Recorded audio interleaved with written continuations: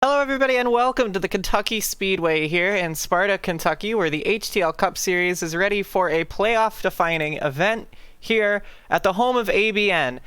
Good evening, everybody. I'm Kristina Ryan in the booth for the first time in a while. Alongside me, as always, is Kevin Young. And Kevin, this is a pretty pivotal race for these drivers. This is going to be where several of the playoff contenders' hopes end, and it could be where somebody really makes their final charge to try and go for this championship, and it's at the home of ABN. It should be an exciting event. We have qualifying to look forward to and then the race, but what are we expecting today?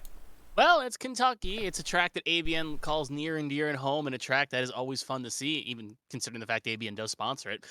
It is worth noting it's going to be a track where we're going to see kind of grooves kind of work out here, middle to high. Cars going to arc low. You're going to see early on in the runs, cars going to try to make aggressive lunges here. But overall, it's going to be a very, very fun track to watch, see what happens. More importantly, for those new at home that may not have been following so far, this is the cutoff round for the first round of the playoffs. After this, we'll only have 4 more rounds, 1 more cutoff line before we crown a championship in Fontana in a few weeks. And you can take a look at the playoffs right now that we have them on the screen. Caitlin Height, Lilac Sear won Darlington. Caitlin Height won Daytona. And yeah, it was Atlanta. Sorry. Regardless, won Atlanta, and both made it into the next round of the playoffs. And as long as they start tonight, they are locked in. Both are here. Both should start. So they will take up 2 of the 8 remaining spots. After that, you see Pacey Wygent, who's 29 above the line. Sosie's 29, Wygent, who's 34. Peach, who's 11. Arnold, who's 10. Hall, who's 10. And Josh Gaiman is the last driver in with 2 points above the line to his name. Then it gets a little bit interesting afterward. With Blake Henderson not here, you could throw him out. Then you got Meredith, who's 4 back. Sharp, who's 9. Denny, who is 12. Shad, who's 13. And Sasic, as we move down the list here, Sasic with 15, Clavitt with 28, and Braille with 33. So out of the 16 drivers in the playoffs right now, 8 of them will end up missing the cut and having to watch from the sidelines to try to win throughout the playoffs. But right now up is our own Carmen Sienna, the chairwoman ABN, as she is trying not to cross the line to kill the lap, but she will end up spinning it out. Currently in her Joe Burrow arc right now. She's not having the best of time, nay are the Cincinnati Bengals, and she will have to go back to the pit lane lap. Pretty much aborted there. She will not be able to set a time. She will now pivot on nicely to the next car in line, who is going to be Byron Jones in number 19, at a very eventful Atlanta. And it's a shame Carmen's lap didn't go longer, because I think I had a few more Cincinnati Bengal jokes in the tank. Well, that's not what you want. It's the last race she's planning to run this year. That car has been kind of cursed, depending on whoever's been in it.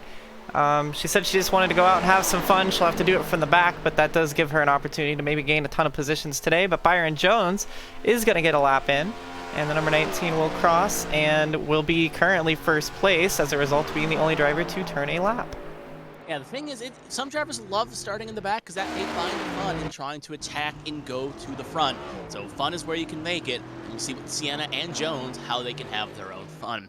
Next up, Elias Flores in the number 9 for Ascent Racing. He'll be one of the 2 cars in this next sequence, the other going to be the number 31, DeMonte Dotson, who is leaving the pit lane now. Should be worth noting as well, obviously, you see these 2 cars on the screen. If a driver is in the playoffs, he'll have a nice little teal cyan window banner and front bumper cover that is marked the colors, but as you'll see as Flores comes around the corner here, you can see no color of sorts, meaning the driver is not in the playoffs. Flores had some good runs up and down seasons, similar to Deontay Dotson, both trying to put down a good run in the Bluegrass State.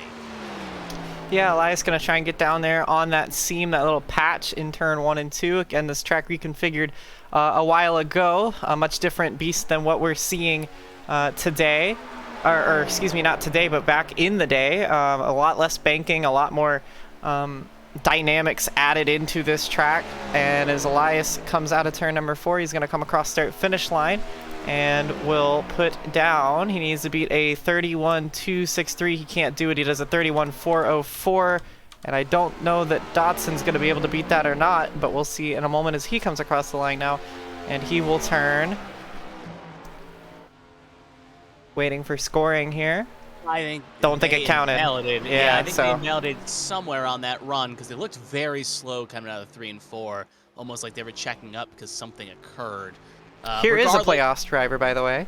Yep, Lilac Zier had not a great run last week at Atlanta, but hey, Didn't need to. Yeah, she didn't need to. And we saw that in her qualifying run as well, where she just kind of went out there and did a parade lap for the fans. We'll see if she takes this run a little bit more serious, as she did have a pit-rated blunder, but she did miss her box early on in that race. So she's got to be careful here. We'll see if she elects to go hard or if she elects to just take it easy and take the last pit load spot as well. Now, it looks like it would be at least a little bit competitive. The other car is your friend Kristina Martin Roberg, who is also currently entering through 3 and 4 right now to take a lap as well. So Zier, obviously first of the playoff drivers to put down a lap. We'll see what she can do here and if she can try to bump down Byron Jones. Yeah, we'll see. Again, locked in already, so this is a no-stress situation for her tonight, as is the situation with Caitlin Height. They don't have to worry about anything. They're going to be locked in regardless.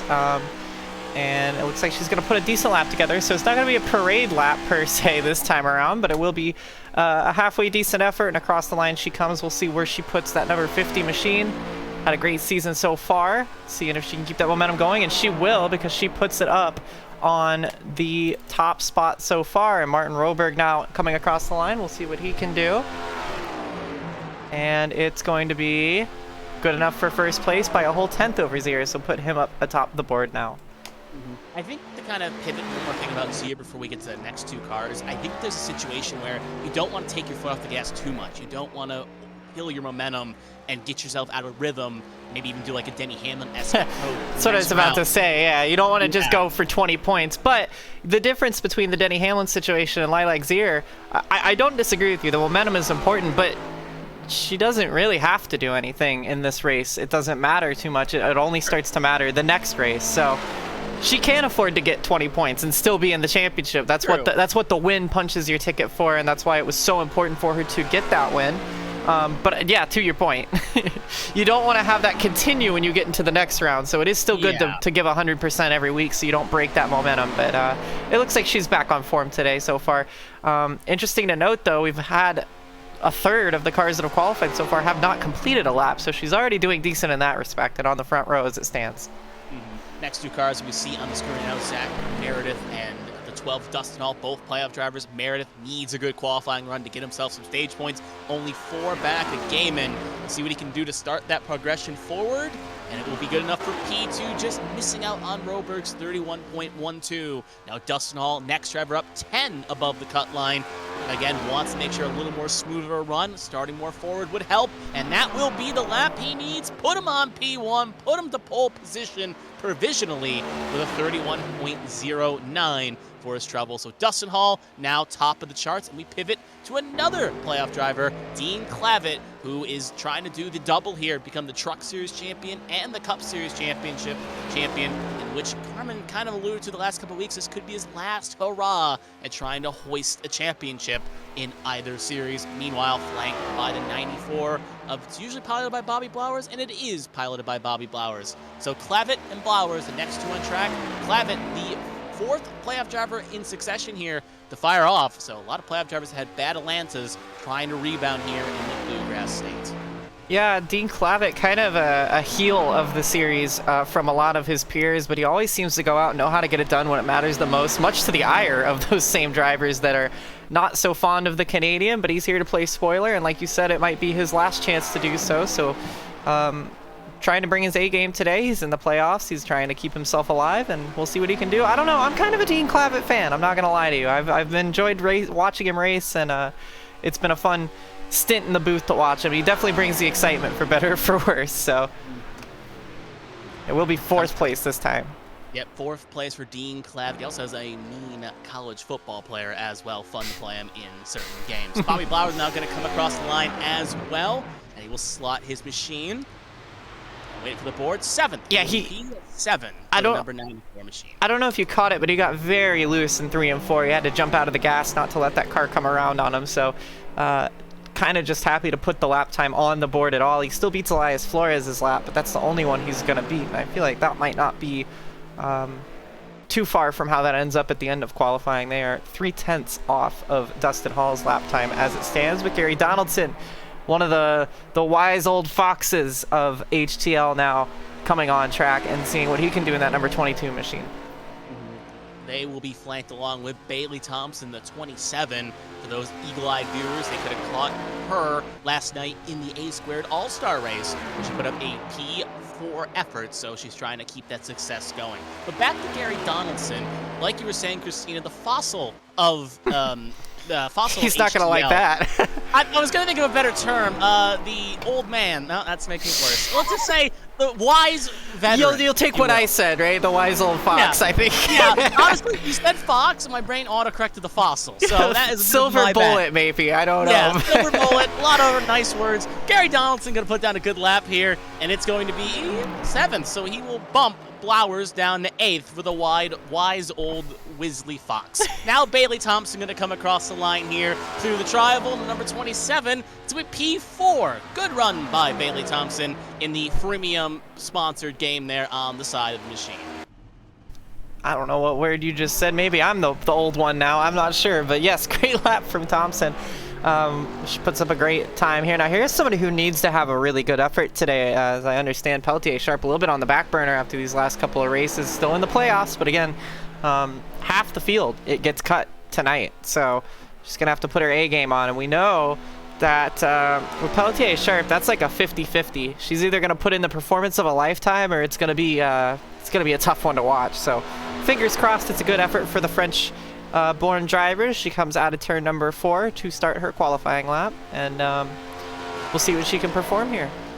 Yeah, we'll see as well. I've always noticed she's a driver that turns it up when the pressure needs to be the best. We've seen her in cut races, A-squared, and other series where she needs to find that last little Hail Mary throw, and succeeds. Right now coming tonight 9 points behind the cut line. Getting a good stage 1 and 2 could ease that gap to try to make it a more manageable leash. Other than that, Hunter Peach is well on the track. Peach a little bit more comfortable, 11 points above the cut line, but with no fast repairs, a quick crash early in stage 1 could take you out of contentions as quick as it puts you in. You can see the 71 bouncing through the tri-oval there to try to get the lap, and it's going to only be good enough for P9, so trying to find the most real estate she could, and only got her just barely inside the top 10. Hunter Peach across the line is number 20 machine, and it's going to be good enough for P9 as well. So a lot of drivers cycling around that 7th to 9th window. We'll have to keep an eye if anyone can lunch up, as now Caleb Carter filling in for DJ Trout in that number 93 Vitamin Water machine.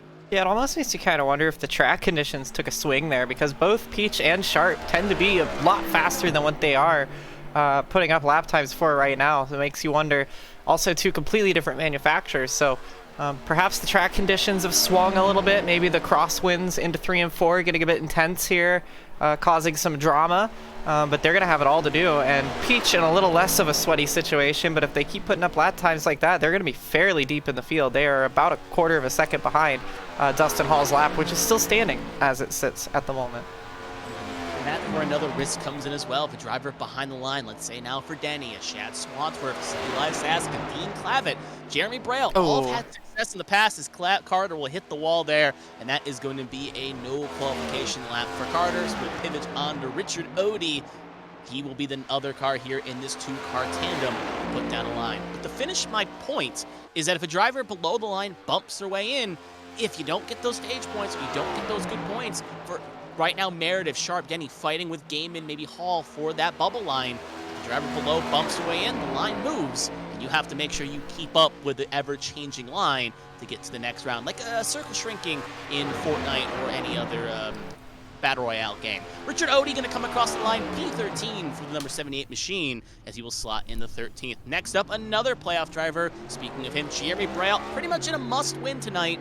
33 points behind the cut line. He's going to have to take that Arrowhead number 44 and try his best to win a race, which he hasn't found victory lane yet. But to his credit, he's found at least two to three second places. I have to check the stats so far this year. So he knows how to get the car to the podium. The question is, can he get that elusive step and find victory lane? Well, we know Breo's a winner. It doesn't matter what you put him in. He's going to be a very strong player. He's won championships before, just not the HTL Cup Series yet. In a great position to try and get that done tonight. And like you said, consistency sometimes can be, better than getting a win. If you're asking me, I'd rather get 1 win and then 12 top 5s than 2 wins and the rest be DNFs. So, and I think the points even in, he's hit the wall there. So I'm not sure if that's going to count as lap or not. But regardless of that, I don't know. I think he's a very consistent, very smart driver. He's made mistakes here and there, but to be honest, the whole field has a fair share of highs and low lows. So it's going to be a crapshoot across the line. I don't think that lap will count.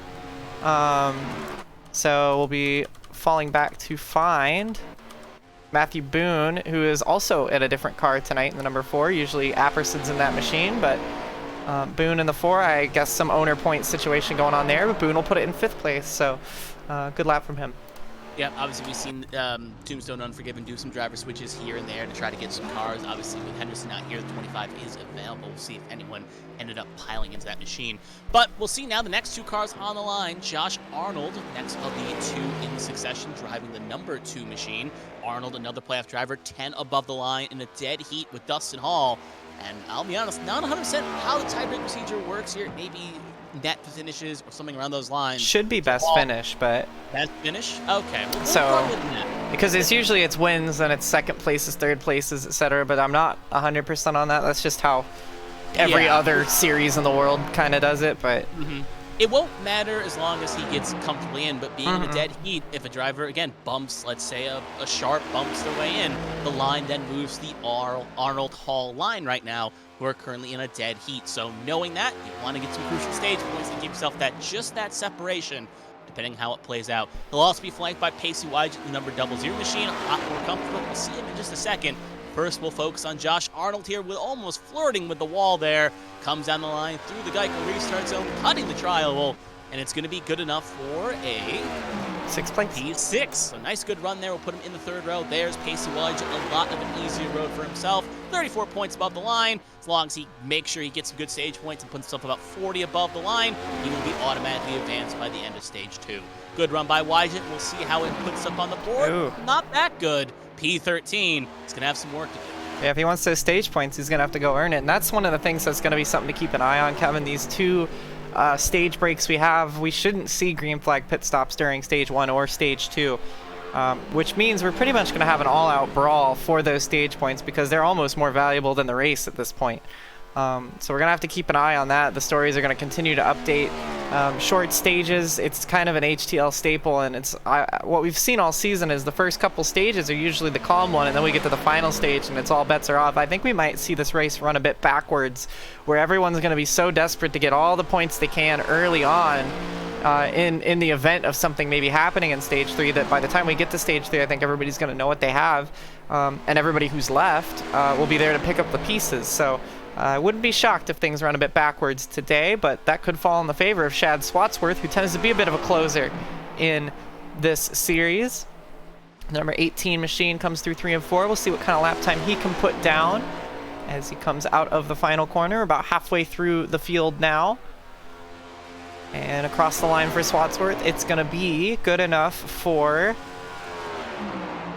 first. He goes fastest, so a great lap from Shad Swatsworth. That'll knock Roberg off the front row, and it'll finally dethrone Dustin Hall's quickest lap, which stood for quite some time. Sasek across the line of the 9, though there seems to be some damage on the right front.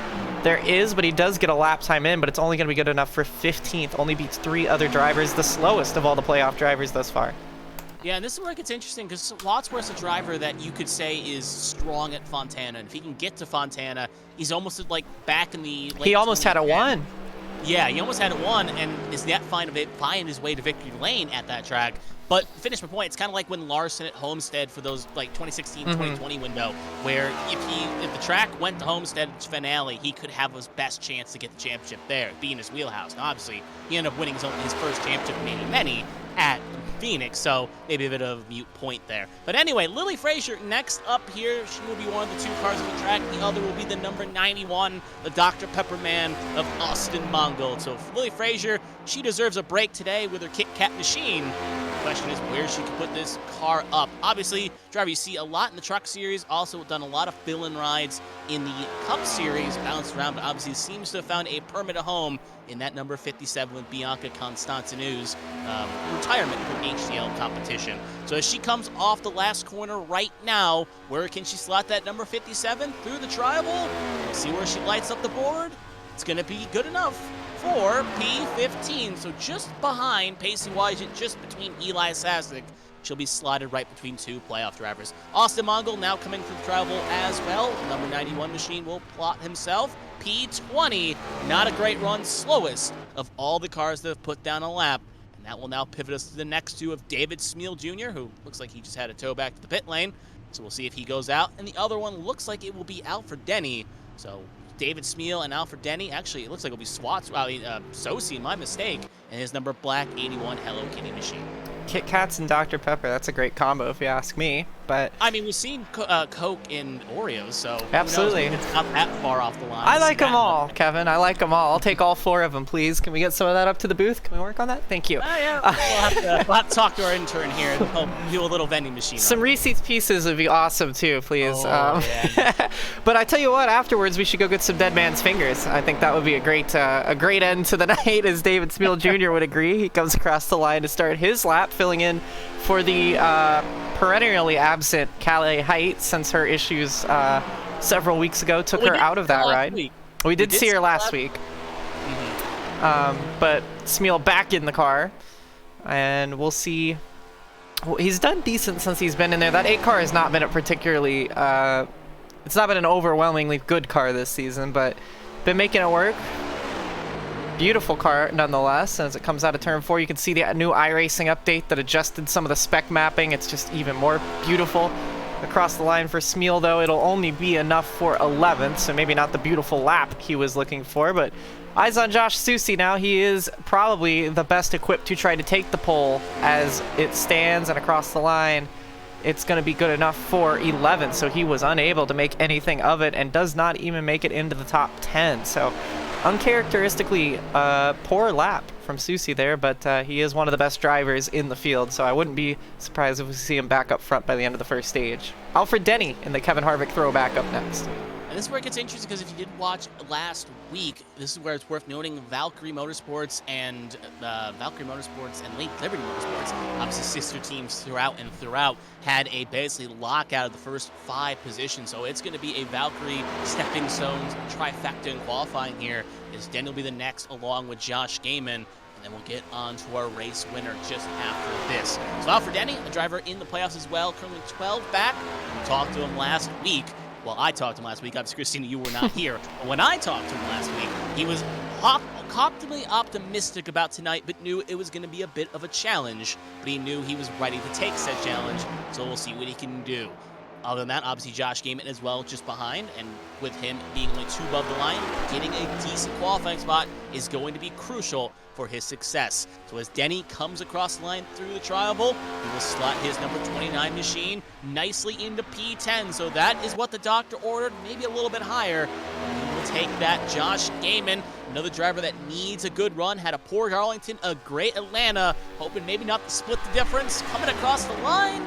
And it's weak good enough for 14th. So just slower than Alfred Denny in the top 15, though. And that leaves one person left. The lady of the hour, last week's winner, Caitlin Height in the NordVPN number 3 machine. Last time she ran the NordVPN scheme, it led her to a win in Indianapolis, at least the podium. So we'll see if that scheme keeps the luck going and can give a lockout to Lady Liberty Motorsports. You know, Kevin, if only you knew the lore behind the base of this paint scheme. It wasn't always a NordVPN for the main sponsor, but I'm not allowed to disclose what the original sponsor was. But if you look at the colors and do the math, you can wink, wink, nudge, nudge. But nevertheless, that thing is very quick, and about as quick as securing your privacy on the internet with NordVPN.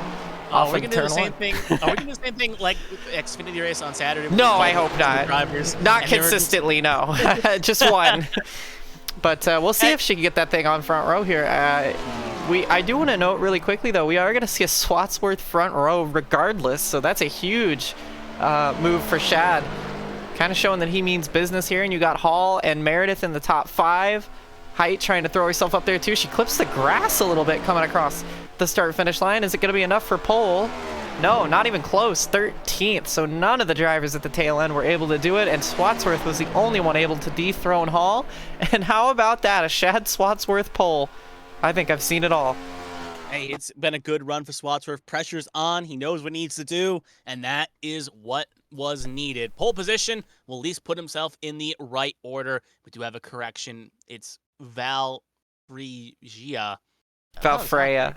Valfreya. Thank you for the correction there, Bailey. It's Valfreya, not Valkyrie, not like, the chariot coming down from the sky. It's They Valfreya, like making it hard to pronounce. We'll put it that way, but there's an F and a J, Y and a J. At least I got close. But regardless, we're moving on here to the warm-up. Maybe that's not, as a commentator, maybe accepting above average may not be the best thing to admit to on a live broadcast. But regardless, Swansworth, pole sitter, leaving pit lane now. He'll take his 5 minutes of warm-up along with the rest of the field and use the opportunity to get accustomized to the track.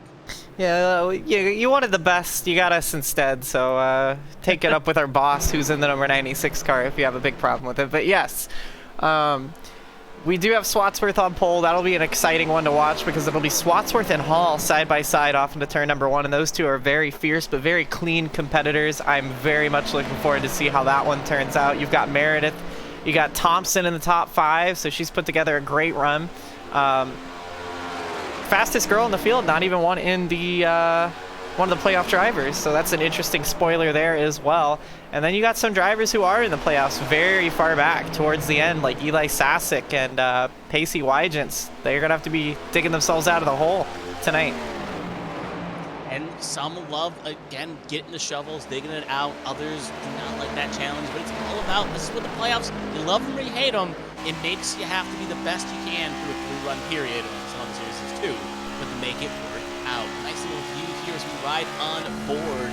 Good shots there of the sun beginning to set. By the time this race ends, it should be under nightfall. You see a nice little inside cockpit shot of, I believe this is Chad Swansworth. Yeah. Against New State Batteries fire suit there. Right now you can see the sun just slowly peeking off over the line. This is a pretty track at night. Not as pretty during the day. I know I'll get some flack probably from Carmen, but a lot better under the lights. Yeah, I feel like the races tend to be a bit better under the nighttime, a little bit cooler, a little bit more grip, so those lanes start to open up a little bit more. But yeah, I don't know.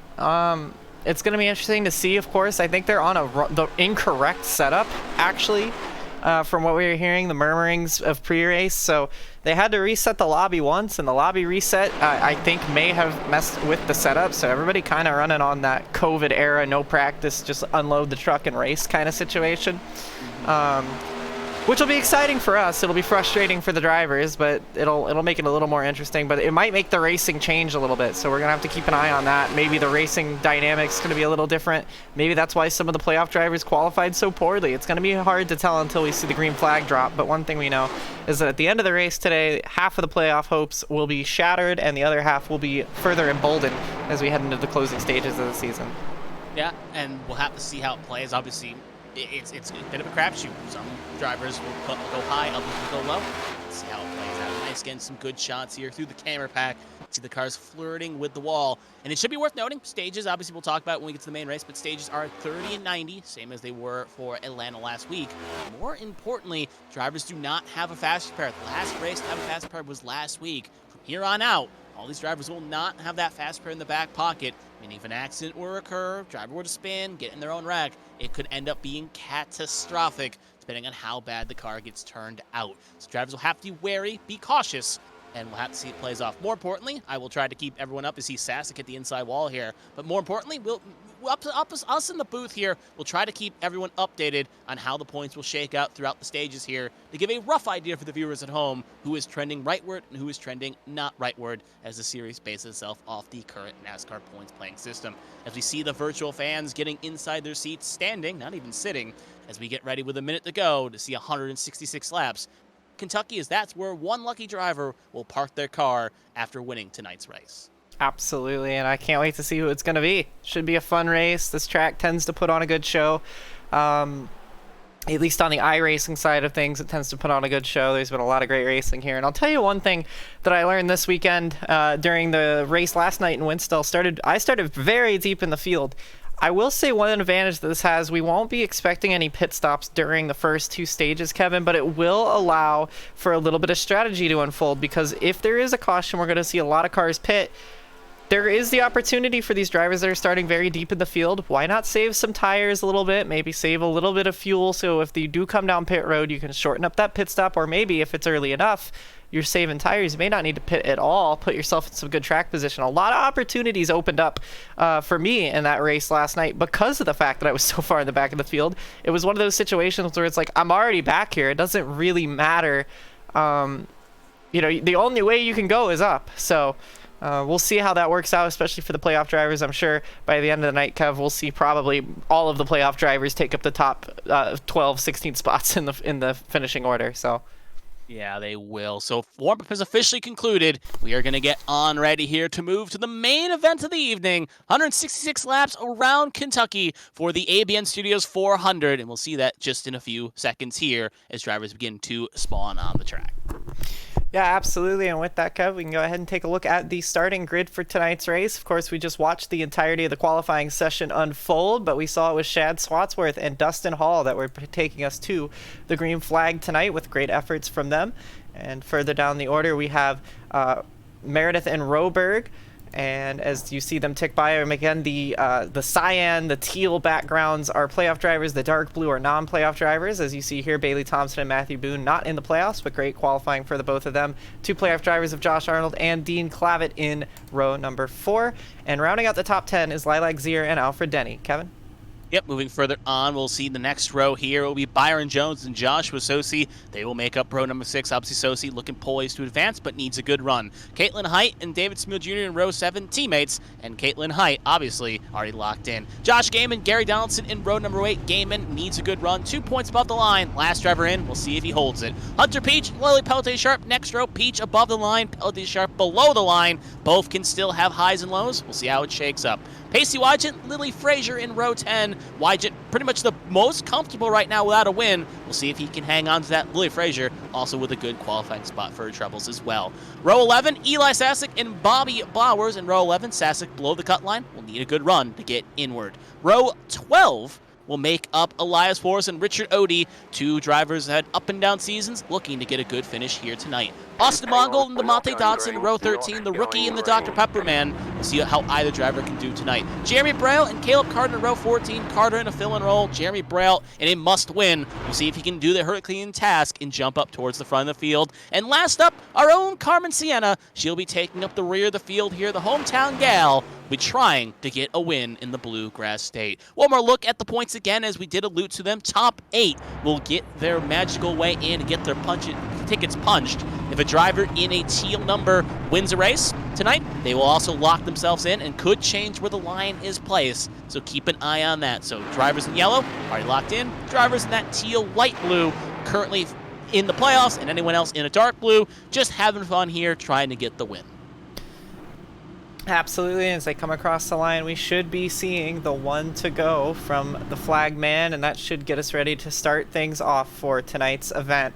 Looks like we have 29 cars strong in this field, starting with Swatsworth, ending with Sienna in her home race, and we'll see how it goes here. Pace car lights are off. 1 to green before we get this thing underway. 166 laps. It is daytime now, but the shadows will get longer. The lights will come on, and the mosquitoes will be everywhere by the end of this one.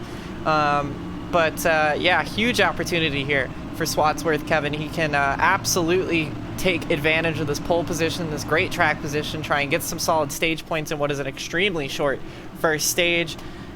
This could be a make or break moment for his championship hopes.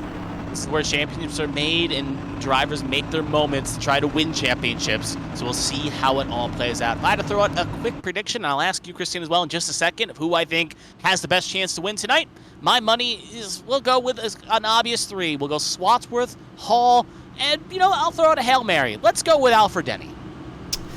If we're picking 3, I don't know. It's hard to disagree with Hall. He's been so strong. I'd also watch out for Pacey Wygent. He qualified terribly, but he is so good on these multi-groove racetracks, and we talk about it a lot. Honestly, Lily Sharp, if she's not her own worst enemy, she is so good at these clutch scenarios. She may get it done tonight in that orange and yellow Ford Mustang in the background, but that's if and only if she doesn't get in her own way. Kevin, everybody sitting at home, it's time to crank up the volume, kick your feet back, grab a Dr. Pepper, and get ready to go racing, because the ABN Studios 400 from Kentucky is underway. We're racing here in the Bluegrass State.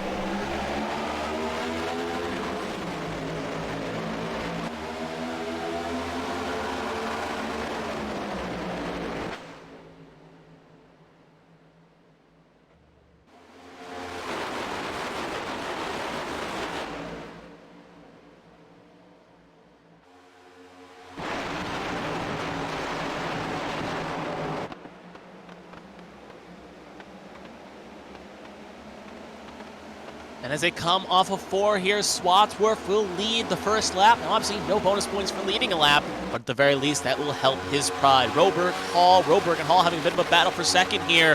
Hall going to be on the inside of Roberg as they battle off into the corner. Other than that, you can see it's pretty 2x2x2, pretty much further back through the field. Hall will get clear for Roberg. He's now put Hall up to second, and now Meredith, sensing the pressure here, is going to try to make a move on Roberg. Riding a little bit further back, we're with Caitlin Height, number 3, currently just outside the top 10 from the in 11th as Clavitt almost hits the wall there. Going to presumably give the spot to Jones here, and Caitlin is going to try to capitalize when a fish sees blood in the water. Yeah, that's what you're going to have to do here, especially this is going to be a very telling 10 laps, Kevin, to see if that setup differential is going to make an impact on the racing for better or for worse. It may make the cars a bit harder to handle, which could open up more opportunities for overtaking, but it could have totally thrown off the balance and made this what was originally going to be a multi-groove race into a one-groove track. But we're all going to see in a few laps' time, but so far it seems like there's plenty of positions being made. As drivers move forward here, getting a bit of a trained up here. Maybe drivers taking a little bit conservative here, not wanting to force the issue. David Smeal Jr., though, obviously with no real risk here. Getting passed there by Eli Sassick and Pacey Wygant. As again, they know they have to get moving forward quickly, as they both will make a move on the driver. Currently, Wygant sitting in 16th, 1 spot away from the top 15. Sassick going to clear Smeal Jr. Smeal will now have to settle for 17th. One car very low in the apron there, got a little twitchy. Looks like they saved it out quite nicely. Now riding in the front camera of Pacey Wygant through the wheel well here. And you can see Alfred Denny trying to move on that high side along with Josh Toasty on the low side here as they're both trying to get around that yellow machine there just of Hunter Peach. And right there, Clavitt going wrong way quickly. He's going to be 3 wide going into 3. Yeah, 3 wide is not where you want to be, especially this early on, trying to feel out the setup, trying to feel out the car, feel out the track conditions. And that's Lily Peltier-Sharp down on the apron. So we talked about she could be her own worst enemy. She's in the pit lane already. Probably a penalty, perhaps an issue or passing under before the start-finish line, what have you. But we just talked about it, Kevin. She's her own worst enemy. I'm not sure if that's a mechanical issue or a penalty she's serving. But early on, critical moment for one of her playoff drivers in pit lane on lap 6.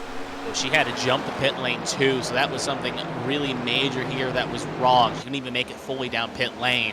So keep an eye on that. Car does not look damaged in the slightest. Looks like it was running fine, so it could be something technical. If it was a penalty, she wouldn't be having to tow to pit lane on that line. So we'll keep you updated on the 71, but she will now go officially 1 lap down, and at the very least with about a 2-minute 30 tow clock, that could easily add up a few more minutes of laps here. So back up front, we're still watching, and you can see Swadsworth, and now she looks like she's out of the session. She just jumped out of the car, so it has gone from bad to worse from sharp. But to finish my point up front here, Swadsworth still holding charge. Everyone's pretty much single file for the most part here. So just trying to get like a long fight here. You don't want to burn your stamina too early. You want to make sure you kind of pace yourself and not lead yourself to a path of destruction. Yeah, now I want to bring this up because this is the point standings coming into the race. So we take a look here. You can see Peltier-Sharp was below the cut line coming in. If she's out of this race, and she already is more or less out of contention, that's her playoffs over. So after all of that work to get into the chase, she's going to be making an early exit unless an absolute miracle comes to her here. But as she continues to fall laps off the pace, as you said, it looked like she was climbing out of the race car. So Peltier-Sharp with a mechanical failure of some sort taking her out of the championship early on, and that is going to be a huge blow to the fans from France watching at home.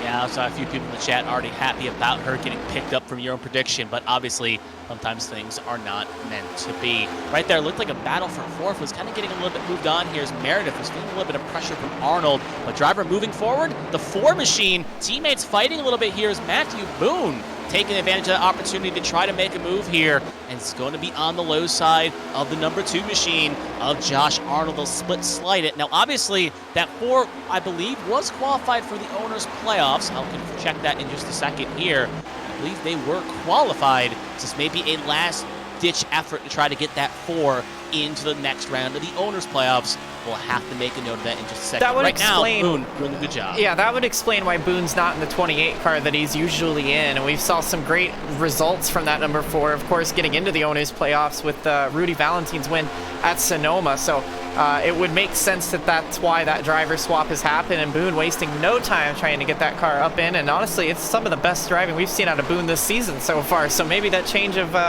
environment, change of goals really helping out. But Boone is on it so far, as is Eli Sasek, who is up to 15th already from the drop of the green flag. Yeah, I can correct the record there. Matthew Boone, that 4 car was in the owner standings with the win.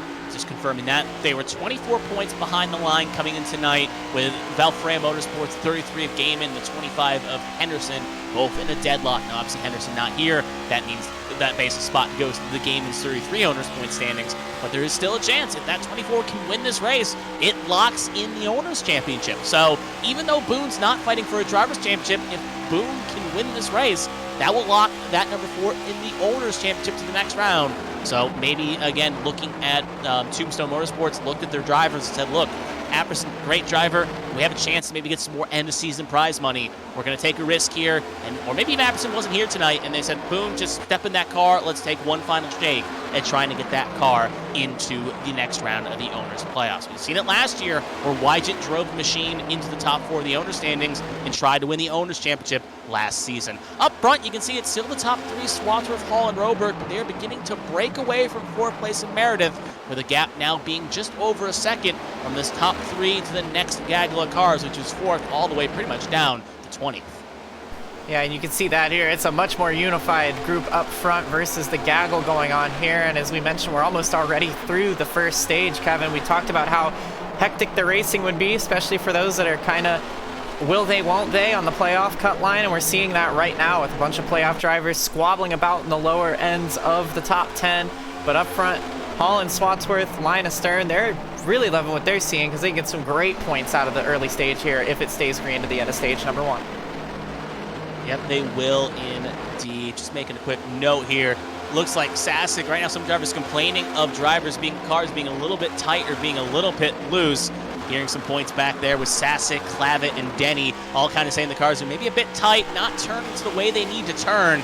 You can see right now that thing looks very tight with Sasek right now, almost going to get split by 2 cars. This is not usually a good recipe in situation when your car is really beginning to struggle here, even to the point where Denny's kind of saying, hey, maybe use a little bit more brake to get some rotation. Sasek driving it in well. Clavitt going to try to hang the low side, almost gets a little bit loose there, but they all keep it straight. Looks like Sasek has found that form again, but Denny is going to be still challenging on that high side now. Lily Frazier trying to make a move on Clavitt, heading off into 1. Yeah, really hectic situation, a really, really hairy moment, but those 3 drivers proving why they made the playoffs. All 3 of them handling it nicely. Nobody goes anywhere except for positions changing hands. Clavitt kind of getting the short end of the stick on this one, but I wouldn't be surprised if we see the 9 car struggling a little more. He gained a lot of positions early on, may have burned up some of that Goodyear Eagle going through the first handful of laps here. It's only 14 laps until the end of the stage. However, again, Kevin, I gotta think, these drivers talking about the handling, I think it comes back to the fact that they're running the setup from Legacy Kentucky, which was part of the issue when they made the new lobby here. So this is already starting to take a toll on some of the racing we're seeing today because of the fact that this setup is not what the drivers were anticipated. This is not what they initially were practicing with, and it may cause some issues. It's going to be about who can adapt the best, and so far, that's Dustin Hall, because he's just taking the lead out of turn number 4. It's just about to point that I think Swatzer is starting to feel the struggle as well here. Tires having a bit of a trouble with him, and you can see right now he's fallen down to 2nd, and now about to fall down to 3rd here. As you can see, Rober getting the preferred line, going to clear himself and put himself up to 2nd. So now Swansworth has led the first 15 laps, now has fallen to 3rd. And with that second pack of Arnold, Boone, Thompson, Peach, Jones, Zier, all slowly reeling in this top 3 contingency, this could go from bad to worse with 18 if this stage continues on. As if those tires are cooked, you got a lot of drivers that love saving tire like Meredith, like Zier, like Caitlin Height, who all can save the tire like no one's business, slowly charging forwards. We'll see if the 18 can find his footing, but right now down third position. More importantly, it looks like Caitlin Height is on the inside of Byron Jones here. They're side by side here, heading off in the 3. It's worth noting that could have explained why the top 3 broke away so early on. Granted, there's a bit of squabbling about for that 4th position, but to see that breakaway now starting to fall away, I think maybe the top 3 kind of ran with it a little early on, tried to build that gap and see if they can hang on to that gap in the closing stages, while as everybody else in the middle of the pack here was trying to just kind of feel the car out, save a little bit of tire, and it's coming back to them here as this one rolls on. So still seeing some great racing despite the setup issues and the tire issues that are now going to become a problem, but you can say this much, they know at this point after stage 1, they know what they're going to be expecting. This is going to probably be the most frantic stage as far as trying to figure things out. I think this is one of those times where you're going to be kind of thankful it's a short stage. It's almost like a competition caution to try and figure out what the car is doing, what's wrong, and how to adapt for that in the next stage. More importantly as well, like you're saying, it's a competition caution, and also knowing the second stage is only going to get longer, 60 laps, maybe a little less considering where the caution gets called, but still well over 55, and the last stage being give or take at least 90, a little under 90, it's still a long run to go. So it's only going to get worse if you can't keep those Goodyear Eagles under you. Back up to the front here as we will now have 9 laps to go. Paul Roberg breaking away here from Swatsworth. Swatsworth holding his own. And then after that, it's pretty much pick your pick from 4th to 10th, as they are basically all under a blanket right now. But that train is now led still by Zachary Meredith. Yeah, and he's getting closer every lap to the back end of Swatsworth, and it won't be long until he catches up to Roberg as well. I saw Roberg struggling a little bit with the rear of the car in that last lap. He was kicking out the diffuser a little bit. He seems to still have some good pace under that 97 machine, but seems like he might be a little bit more rear limited, where it feels like a lot of the other cars, especially in the mid-pack, are a bit more front limited, meaning that they're getting tight in the corner. Roberg looking like he's struggling with the rear end, getting loose. So lots of different conditions affecting these drivers, but honestly, it might make for a pretty interesting race. It will make an easier race, as tire wear can usually brings up races. Another driver, great simming his tires, Hunter Peach. Look at him right now, up 11 spots, as he is trying to get inside the top 5 firmly here, as he wants to be the lead car of this second pack here. And he's got a good run. Same thing with Height. They both hit the go switch along with Zier. Peach not fully clear yet. He's having a good run at Atlanta and Darlington. Obviously looking to finish the trifecta off tonight and keep this good run of form going. Still side by side with the 2. 2 though not going away like a bad rash, and just can't get the runoff he needs though, but still gonna get a better run here. Height trying to maybe pick the winner of this battle to follow through in corner entry, but I think this is the time Peach will get clear. Just slide on up, and now he's won this battle, but 3 also gonna win her battle. So 2 for 1 spot loss there for Josh Arnold. Yeah, that was pretty much decided by Katie Height, who you can see still basically tandem drafting that 20 of Peach, and now she's going to make the move on. Peach herself said, all right, well, I helped you, now I'm going to stab you in the back. It's my turn to go to the front, because she wants it just as much. And up front here, you can see, I think that is Meredith has caught up to Swatsworth, and now they're battling for the final spot on the podium currently, and that got very close there, didn't it? How hard do you want to fight, and how important is it? Swatsworth knowing every point matters, being 13 down, considering Meredith was only 4 down. They're both below the line coming into the night, knowing that line could ever shift with Gaiman right now not in the top 30. This would be a swing where Meredith right now would be poised to take the last spot in at the moment, with now Swatsworth having to chase Meredith. So there is that ever-intrusive battle. You can see Zier making a couple moves. Joshua Sosi as well, saves some good tire moving forward. As you can see, both of them climbing through the field, albeit slowly. Peach Height still side by side, along with Swatsworth and Meredith. Neither driver giving an inch, but Swatsworth just clipped the wall, I think, along with Peach a little bit, as they are both keeping it, though, in the straight direction, but it will be a spot loss for Swatsworth. Huey now down to 4th, and I think he's praying this comp stage caution couldn't come soon enough. I think Roberg caught it too, because it looked like he got very close to the wall, and he lost about 2/10 on Hall. Boone around, Boone sideways on someone's front end, and he is spinning through the field here. No one trying to avoid him. There goes Sasek, there goes Clavitt. Everyone will avoid him there, but it almost looked like it could have been catastrophic for that number 4 machine. And we stay green on top of that too, so a great save by Matthew Boone. Unfortunately, that's not going to help him out in the owner's implications here, but let's see if there's any contact. As I was saying though, I think Roberg might have caught the wall too, so the tire wear getting extremely unbearable for some of the drivers. And oh wow, I think Susie kind of just, well, I don't want to say Susie ran him over because I don't think it was like that, but they kind of came over each other pretty quickly there. And great save by Boone though. We stayed green, but yeah, I'm not too sure about that one. We might need to see another angle later. Yeah, two drivers, basically two dogs fighting over a 10-pound steak. That was very, very, Roberg very has fight. definitely had an issue. I think he has found the wall because he is about to get eaten alive by the back half of the field. He is cliffing on those tires with only 2 laps to go in stage number 1. Hall has effectively been handed the stage win, which is great for him, but here comes Meredith on the inside of Roberg. Roberg gonna chop block into turn 3 and 4, not unlike what we saw Meredith just do to Swatsworth, and it is a hornet's nest behind that 97 machine as they come out of turn number 4. How desperate do you want to be for one extra point? Final lap in the stage. Stage will end when the top 10 crosses the line, so this is all crucial, but more importantly, don't wreck the car going for 9 points when you can end up getting 7. Meredith looks like he will be clear. Swatsworth going to follow low side. Peach kind of pinned here on the high groove. Nowhere can really do it. He's taken in a box. Height, though, going to be behind Swatsworth. Swatsworth can't get the run off as they will split. Try to split Roberg here, but I think Roberg may be able to hang on to this. More importantly, Hall going to come off of 4 here and is going to cross the line now. So he will win the stage, but second place will go to Meredith. Then it will be Roberg, Peach, Swatsworth, Zier, Height. As the rest of the stage finishes out with Bailey, Thompson, Arnold, and Wygent in your top 10. That was a very close race there to the line. We'll see how it all cycles out, but it looks like Swatsworth may end up losing 2 spots. Roberg loses 1. Meredith, the big winner there in that final lap exchange. Yeah, I was very shocked. It seemed we saw some time falling off of Roberg in those last couple of laps. We cut to the replay and then cut back from it, and he was on.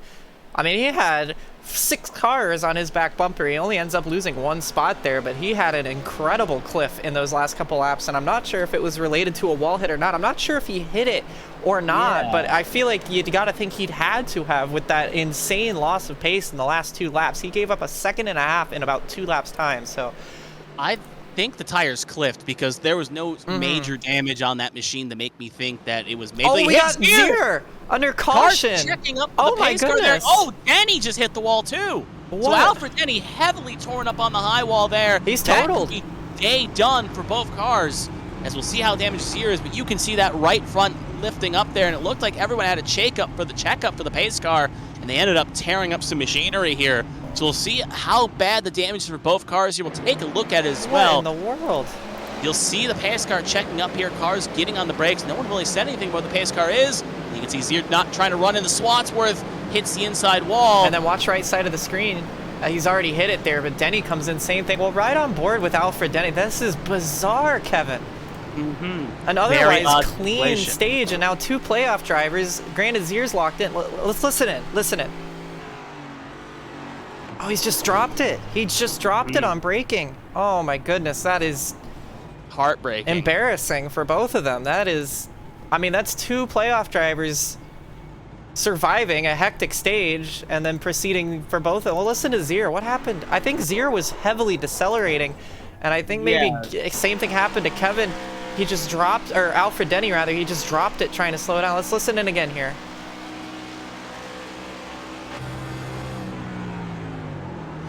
They just wheel hopped it. They locked their ears, Kev.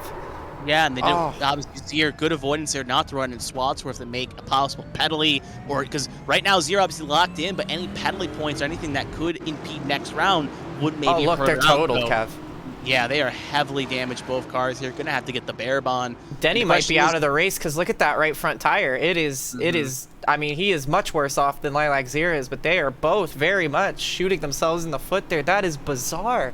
And yeah, Denny's out. He's out. You just saw him leave. So, man, oh man. Oh, maybe it was a bit of a lag there. I'm not sure. It looks like they're trying to straighten that car up, but either way, they are both severely hindered on this one. Again, Zier is safe. She's already locked in, so this doesn't matter. But look at that. 29 was needed to basically have a win to get in, or at least gain a handful of points over his competitors. He was trying to get up into 8th place, but that's not how you do it. That's another playoff driver that was on the outside looking in and will not get in at this rate.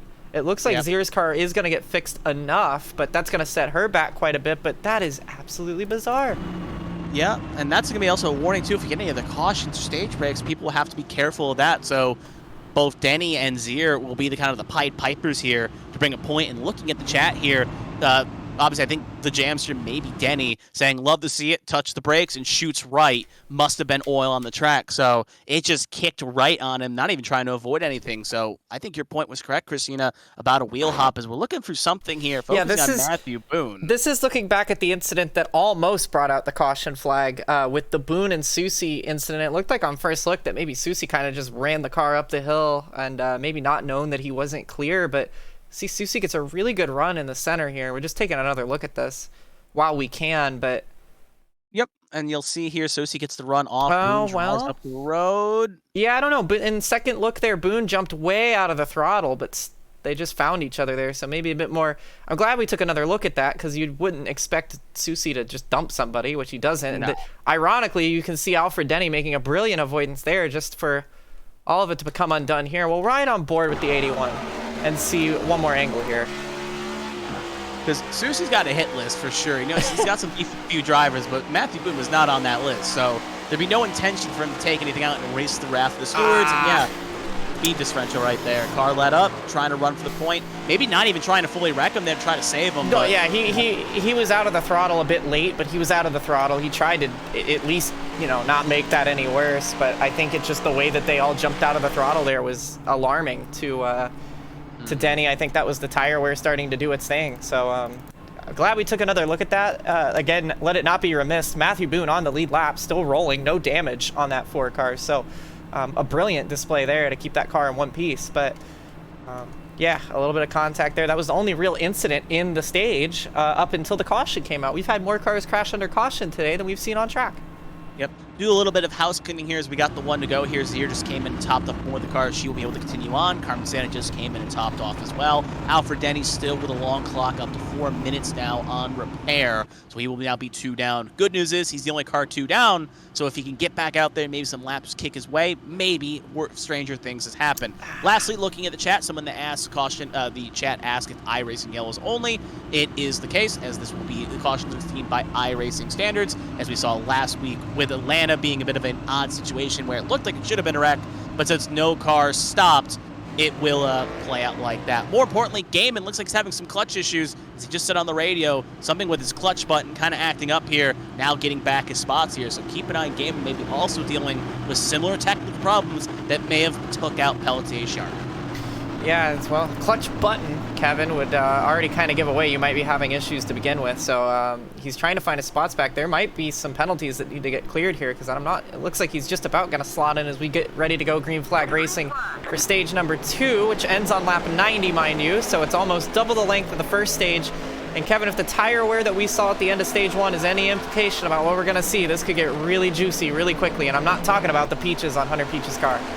I was going to say the dollar steaks as well. They look pretty juicy as well from up here. The hot dogs going on in the machine at the vending machine. But right there, you can see Roberg almost hits the wall. He did, yeah. Trying to avoid getting hit here. And you can see right now Meredith going to hang on to the charge. But this brings up a good point. We're not expecting 100% a pit stop in stage 2. But with the tires being that worn, it makes you wonder if... Yes, the driver obviously will go a lap down. But if you can make up the difference, these cars hanging off, it may be a strategy worth the gamble, especially for like Caitlin Height, who's got nothing to lose with her win.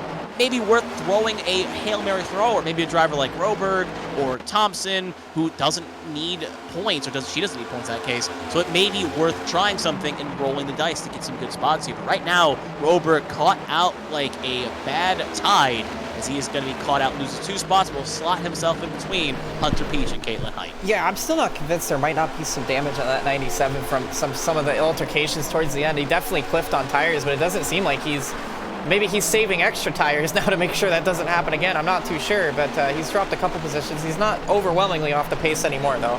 But he did grab the wall for a second time out of turn 2 on that opening lap. So I don't think it was hard enough to damage the car. As you mentioned earlier, it didn't seem like there was too much damage on the 97 either time. But Kevin, you know as well as I do, you hit the wall enough times. iRacing does have a progressive damage model. It's not like it's a all or nothing kind of situation. You hit that wall too many times lightly, you could tear some stuff up.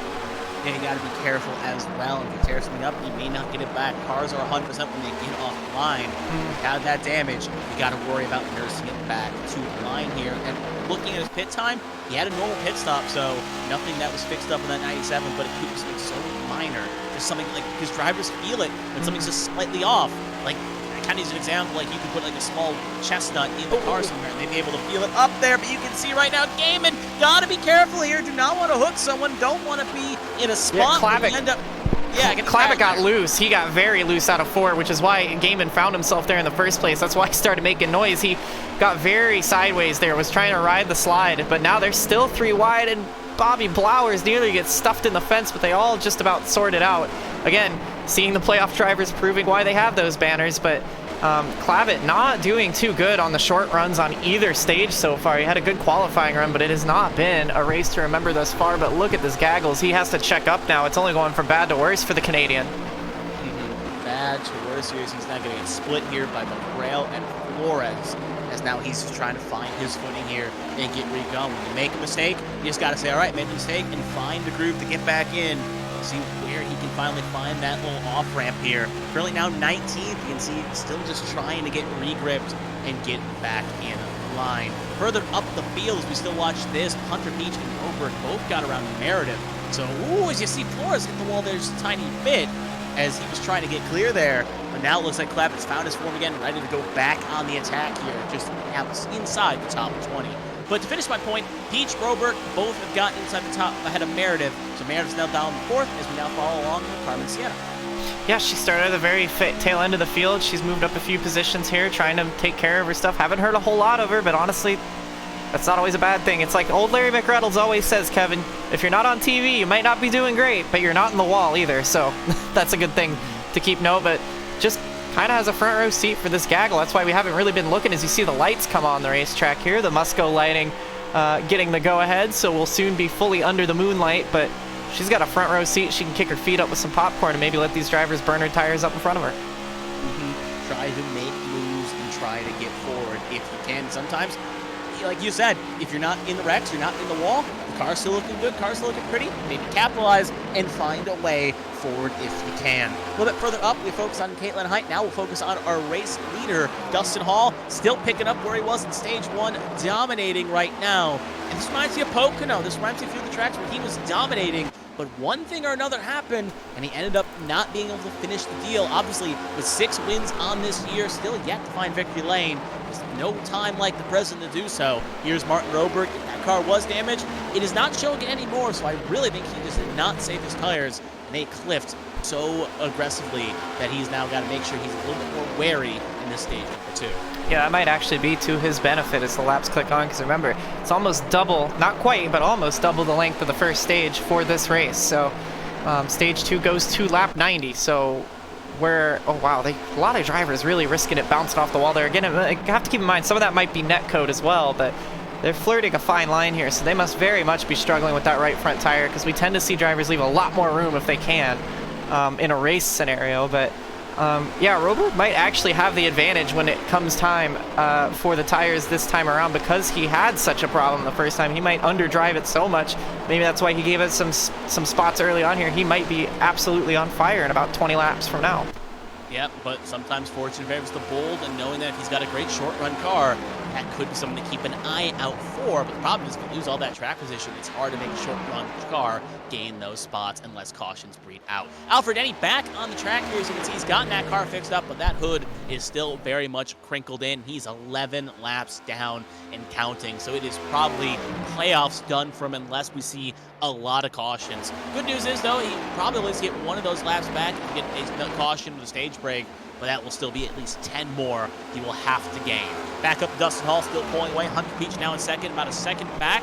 Last time both of them ran dead even times for the most part. Hall was slightly quicker, a 31.28 to a 31.34. We'll check the speedometers again here as they come across the line. Keep an eye on the stopwatches here, right there across the line. Last lap of a 1:67.31 mph for Hunter Peach, which alliterates out to a 31.42, but Dustin Hall was quicker, a 31.35 in lap time percentages. So Hall slowly pulling forward here, but maybe Peach, knowing he had that better long-run car, saving the tire, maybe playing a bit of possum here. Yeah, well, Peach, you know, we saw that graphic just now. He drove up from the mid-teens to get to P2, so he's a very fast car. I think he'll be a big player later in the game. I think now that he's up front, he might just be happy to be here and save some tires, try and get some stage points collected. and try to make the most of the second stage. Everybody going to probably, I would expect, drive a lot more tentatively, because we talked about the possibility of making a pit stop.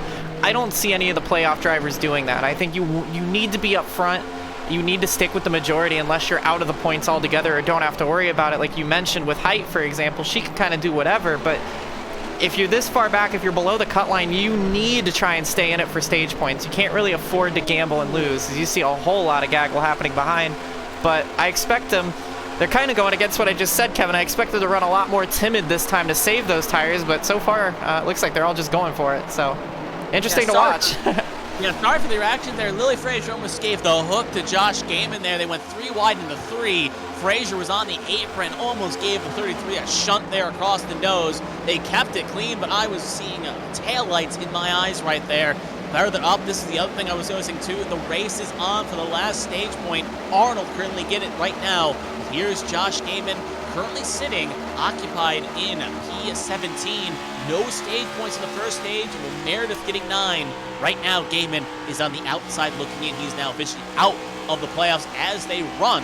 He'll have to get some stage points, especially with Meredith currently still getting stage points. In stage 2, Lilacs here almost ran into Sienna there. Big move there. Sienna, I think, may have slowed up, just checked up a little bit, as Clavin is also in this little pack as well. Yeah, Lilacs here, ironically doing a bit better, making that move at 140 miles an hour versus 90. So keeps it out of the wall. It seems like that damage hasn't killed her performance at the very least. So you can still see, especially with Dean Clavitt right in front, the nose dent a bit deeper on that Dark Horse Mustang. But yeah, nice move. Gained a couple positions, in fact, that time around, and is starting to claw her way back up through the field. So that caution blunder not taking her completely out of the race, but it's going to be a long hill up road for her to try and make something out of that for now. But Caitlin Height starting to reel in Martin Roberg a little bit now. Might have a battle for the final spot on the podium here shortly. That battle will be on, and it will be raging war for those extra little points. Here's Caitlin Height, currently, like you said, trying to get on that podium, slowly reeling down that number 97 of Martin Roberg. Sasek, interestingly note, currently sitting P5. We saw him not get any stage points in stage 1. Now currently occupying 5th spot, up 16 spots along with Bobby Flowers. Flowers got a little loose there. Yeah, watching a little bit different. Obviously, we're focusing on the onboard shots there, but I was keeping an eye a little bit further back, noticing Sasek, a big gainer along with Flowers, both up 16 spots, Hunter Peach up 15, so they are taking the opportunity and running with it right now and going forward. Yeah, you can see Blowers trying to hold off Josh Susie and Meredith and Swatsworth. It's a whole line of playoff drivers. I don't think they're going to want to spend too much time with Blowers, but Susie getting into the door just ever so slightly of the 94. It's been a busy day for Susie, Kevin. He has seemed to find quite a few cars thus far, and we're only 54 laps into this race. Yeah, you do not want to make enemies, especially when you're on a defending championship run, because if you have too many enemies, you may not find your way to Fontana if that is the case. See Meredith on the low side, Flowers obviously with that checkup, still just trying to find his place in line.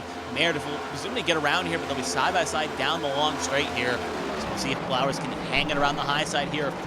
Meredith can drive it in deep and get that spot. We'll have to keep an eye, though, as we saw Meredith really take advantage of the long run. Some drivers like Swats, we saw kind of start to cliff a little bit, along with Roberg, so we have to keep eyes on times. As right now, when we come across the line next couple laps, it's basically what stage 1 was, with it being 60 laps, being about 30. However, stage goes to 90, so drivers have to be wary of their tires. As Flowers hits the wall there, quite nicely. Yeah, he keeps it up in the wall, though, which is smart. Very good heads-up driving there to at least stay out of the way, not bounce off the wall and clobber a plethora of playoff drivers underneath him.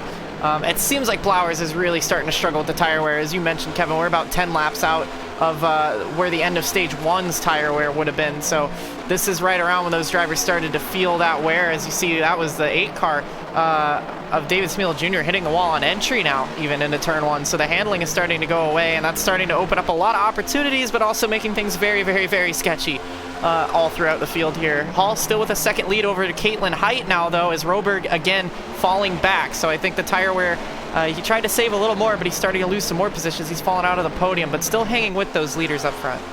Yeah, that's not the worst thing that you can do if you fall outside the top 10. You'll get regrouped and get back on that horse and try again.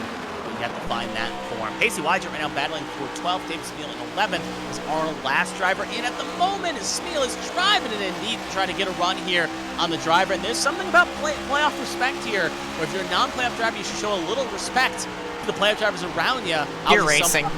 He heeds that cue and others don't. And the point is, racing is still racing. You're going to fight for every spot you meet with Smeal. Obviously worried about his future. Doesn't really care all that much about Josh Arnold right now when he's got to worry about his own ride, his own future. Yeah, I mean, that's true to an extent, but I think it's a load of hooey that you should just lay over and, you know, treat the chase drivers like royalty. For a point, yes, you should race them cleanly still as you would with anybody else, but that doesn't mean that they get special treatment. You're there to race. You're there to win the race. So, you know, in the words of Cole Witt, who cares? It's definitely a different opinion of certain drivers, and if you're like 5 laps down, then yeah, get the hell out of the way. But these guys are racing for positions right now. Smeal's racing for the Drivers' Championship, the Owners' Championship situations. Everybody's got their own prerogative there. They're not going to just move over. But and I'm glad to see it because we're having some great racing as a result of that. Yeah, more importantly, up the road here, the folks in this battle. Right now, I think Robert's still dealing with that tire problem as well, as he's now fallen down to third, as you almost see a few cars hit the wall there. Robert now down the third. I think on the horn, complaining a little bit about tire wear here, as now Peach is in the middle. So, got to make sure you take care of your Eagles kids and make sure they feel nice and healthy. He's actually gotten that position back because Peach was up into third, and now Roberg is coming back at both of these drivers. So maybe he was continuing to try to save the tire. Yeah, maybe it was another reverse thing. So maybe he's cliffing a little later this time around. Again, that's what I initially thought, but we saw him drop out of the podium, so I felt like maybe he was having issues again, but we'll have to keep our eyes on that. Meanwhile, Susie's starting to reel in with Meredith again. They're starting to make their late race charge, but keep in mind, there's still 30 laps to go in the stage. It's a much different beast than stage number 1, and we saw everybody struggling hard in stage number 1 towards the end. I don't know. I feel like we're almost going to see a caution before we see the end of the stage with just how bad the tire wear appears to be right now. The Goodyear Eagles are not coping very well. Yeah, and that could be up to the track itself. I think it has a lot to do with the setup. Was just about to say, or it could be the setup, as this is not set up with this Kentucky and a different Kentucky. Right now, driver in, Bobby Blowers. He's put the hand out the window. He's coming in, so he will not try to stretch it for the end of the stage here. Obviously, non-playoff driver just here for the fun of it. He will be hand out the window. He is in. So Blowers, first of the major top 20 to pit in, along with another car there. That's Austin Mongold. So both of them coming in here. I think Clavitt may be coming in next time by, so this might key up for something. Keep an eye on him. But that confirms at least one thing. Handful of drivers not coming in. Swathra's in this time as well. So it may be a thing where a lot of drivers are just going to pit here and just say, you know what, it's not worth struggling, or the time gained by staying out is not going to be beneficial enough. Yeah, the tire wear is so extreme that even with plenty of fuel, you almost never want to pit if you have enough fuel under green, because it just opens you up to so many opportunities for things to backfire. But some of these drivers saying it's too much. I cannot handle it. I'm coming in for 4 fresh tires, and I'm going to just go after it. So it'll be interesting now, though, to see, Kevin, if some of those drivers towards the end of the field were saving up their stuff. Some of those drivers that were a bit slower, not burning through the rubber as quickly. Maybe a Richard Odie, a Carmen Sienna could have been sitting in the back, biding their time, trying to take care of those tires, could end up getting some stage points when it's all said and done, because Katie Height is in now as well, and we know she's very good at saving tires. So clearly the Goodyear's not up to spec with this current setup. Yeah, right now Braille coming in this time by as well. Another playoff driver. He has put the hand out the window in. I said Caitlin Height in as well. Frazier, Swathra, successful flank. Dustin Hall, our race leader in this time by. Zachary Meredith also coming in, along with Eli Sasek. So it is playoff time on pit lane. Gaiman coming in as well. So you do not want to allow a championship rival maybe to get the undercut per se as well. All cars coming in. Roberg will stay out. Looks like along with Wygant, Smeal, Arnold, and Jones. That will be our top 5. Pit lane, a crowded place right now. And this is where you do not want to make a mistake. With this track being so short, a mistake can be beneficial where you lose 2-3 laps and take yourself out of any contention of making the next round of the playoffs if you're a playoff driver. Roberg also coming in next time by. Quick thing to note, Austin Mongold was not coming in for a normal pit stop. He is retired, so I guess they've run out of Dr. Pepper in the 91 camp, and he said, I'm done racing for the night. Unfortunate for him to exit, but I guess that's just the way it goes. But yeah, watching Dustin Hall's pit stop here, I think it'll be a no-brainer, Kevin. It's going to be 4 tires and a full tank of Sunoco race fuel for all these drivers.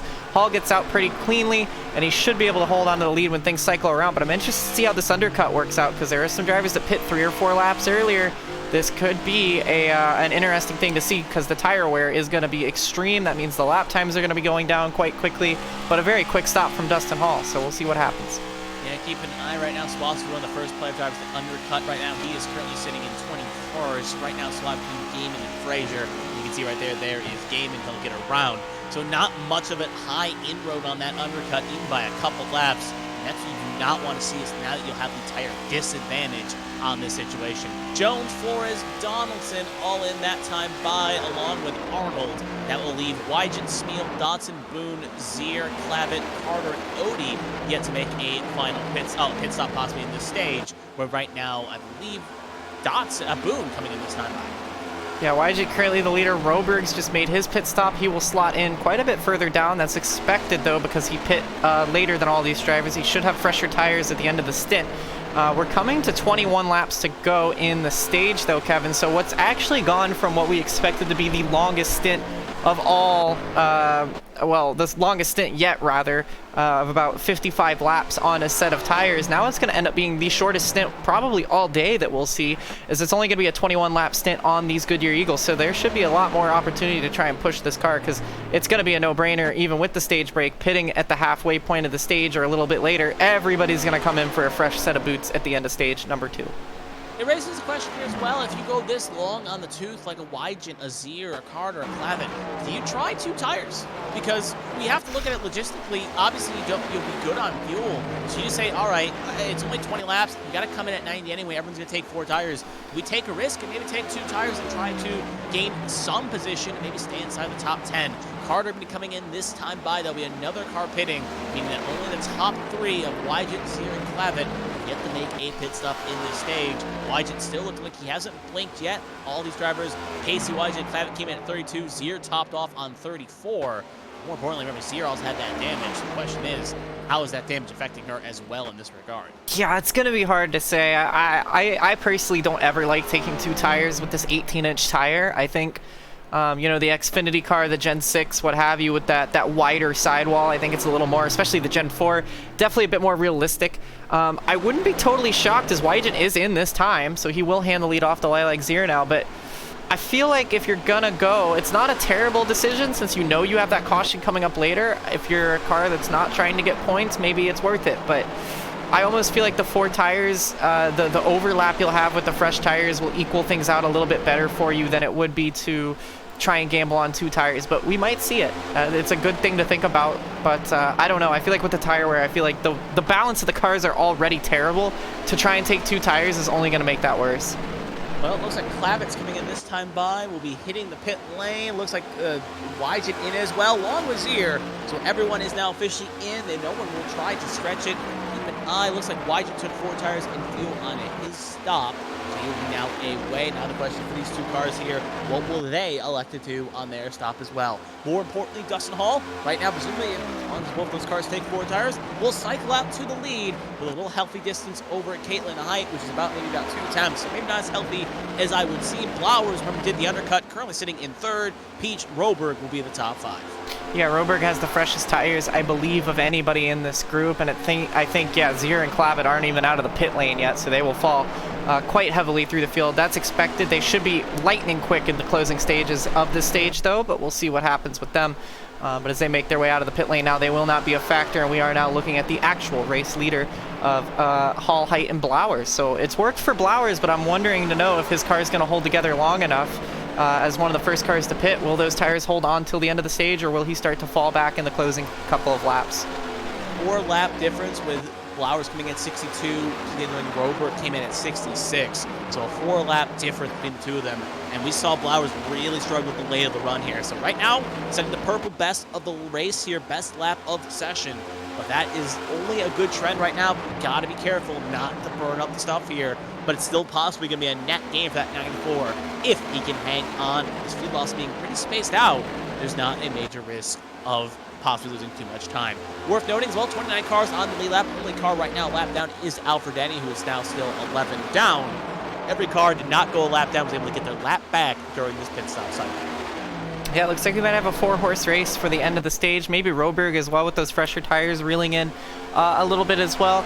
Surprised that Susie and Meredith didn't make a little bit more of an impact towards the end, but maybe the tire wear just falling off, catching them out a little bit. 15 laps to go in stage number 2 this time by. We are approaching the halfway point of the event as a whole.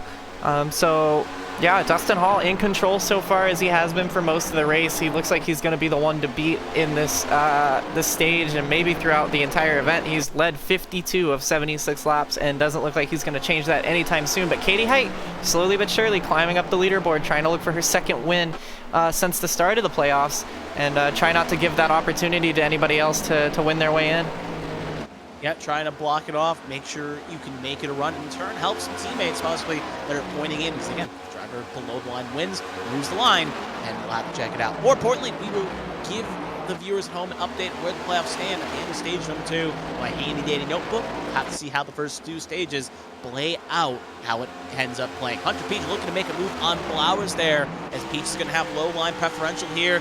How deep will he drive with those slightly fresher tires? Still side by side, Flowers not going to go away here, and Peach gets a little loose off exit there, and that will save Flowers here. Flowers will hang on for at least another lap, keep him in 3rd position in his pink and yellow machine. Yeah, I'm impressed with Flowers. I would have thought he would have started to fall off by now. Of course, he was very much struggling, and he had no real option other than to pit to kick off the pit stop cycles. He will be slower just as a result at the end of the stage, but so far he's hanging in there. I would have thought for sure Peach would have had that move slam dunk. You see Peach trying to do a late apex here to try and get a good exit to try and go after Blowers, but so far that Blink Designs racing machine sitting very comfortably in the top 3, and looks like he's, with the gaps he has, as long as he doesn't cliff as hard as he did at the first stint here, he looks like he's a good shout for a top 5 finish in stage 2. So great run for the 93 or 94 as it stands right now, but Peach still trying to find a way by.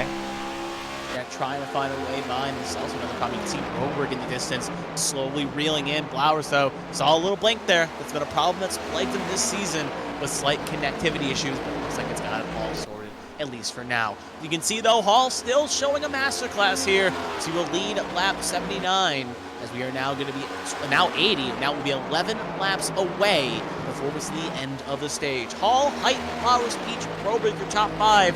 Looking at this top 10 right now, Gaiman right now poised to get some stage points. We said we was alluded to he needed to get some stage points in stage 2 to try to make that gap a little bit more manageable, but his main rivals around him, Meredith and Spotsworth, right now also getting stage points, which could hurt the master plan here, but at least Gaiman has recovered enough at the moment to at least get a couple points and get rid of that goose egg he got in stage number 1. Yeah, I'm not sure if it's going to be enough. He's going to be in a pretty tight situation, but of course that final stage, anything can happen, and that's where the most points get awarded, so you never know. We would have thought for sure Lily Pelletier-Sharp would have been a factor, and she was out with mechanical issues not even 10 laps into the race. Her playoffs are over. And of course, Alfred Denny's still out there logging laps, but crashing under caution is probably the most tough to swallow way to end your championship campaign, so he's hanging on for a hero right now. He's gained 1 position on Austin Mongol, but he was out of the playoffs coming in, so he needs everybody in front of him to have the historic one and him be able to hang on to really make any inroads.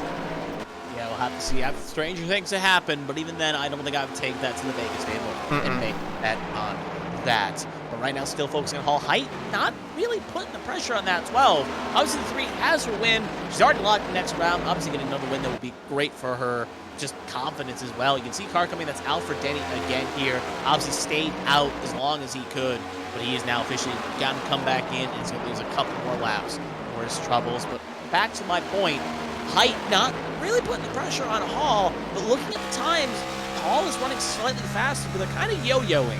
Hall gets a faster lap, then you see Height run one. So really no pressure for either driver really to shake things up here. Yeah, I mean, they're pretty content to run. I think Height doesn't want to waste any tires. There's still 7 laps to go. We know, Kevin, we saw what happens when the tires do start to cliff. They cliff pretty quickly. You can lose upwards of 1 to 2 seconds a lap once the tires have had enough. So the yo-yo will probably continue. Maybe we see a little run from Height towards the end, but she really doesn't need to do anything. She's exactly where she wants to be right now, and she's running a very solid race and staying out of trouble.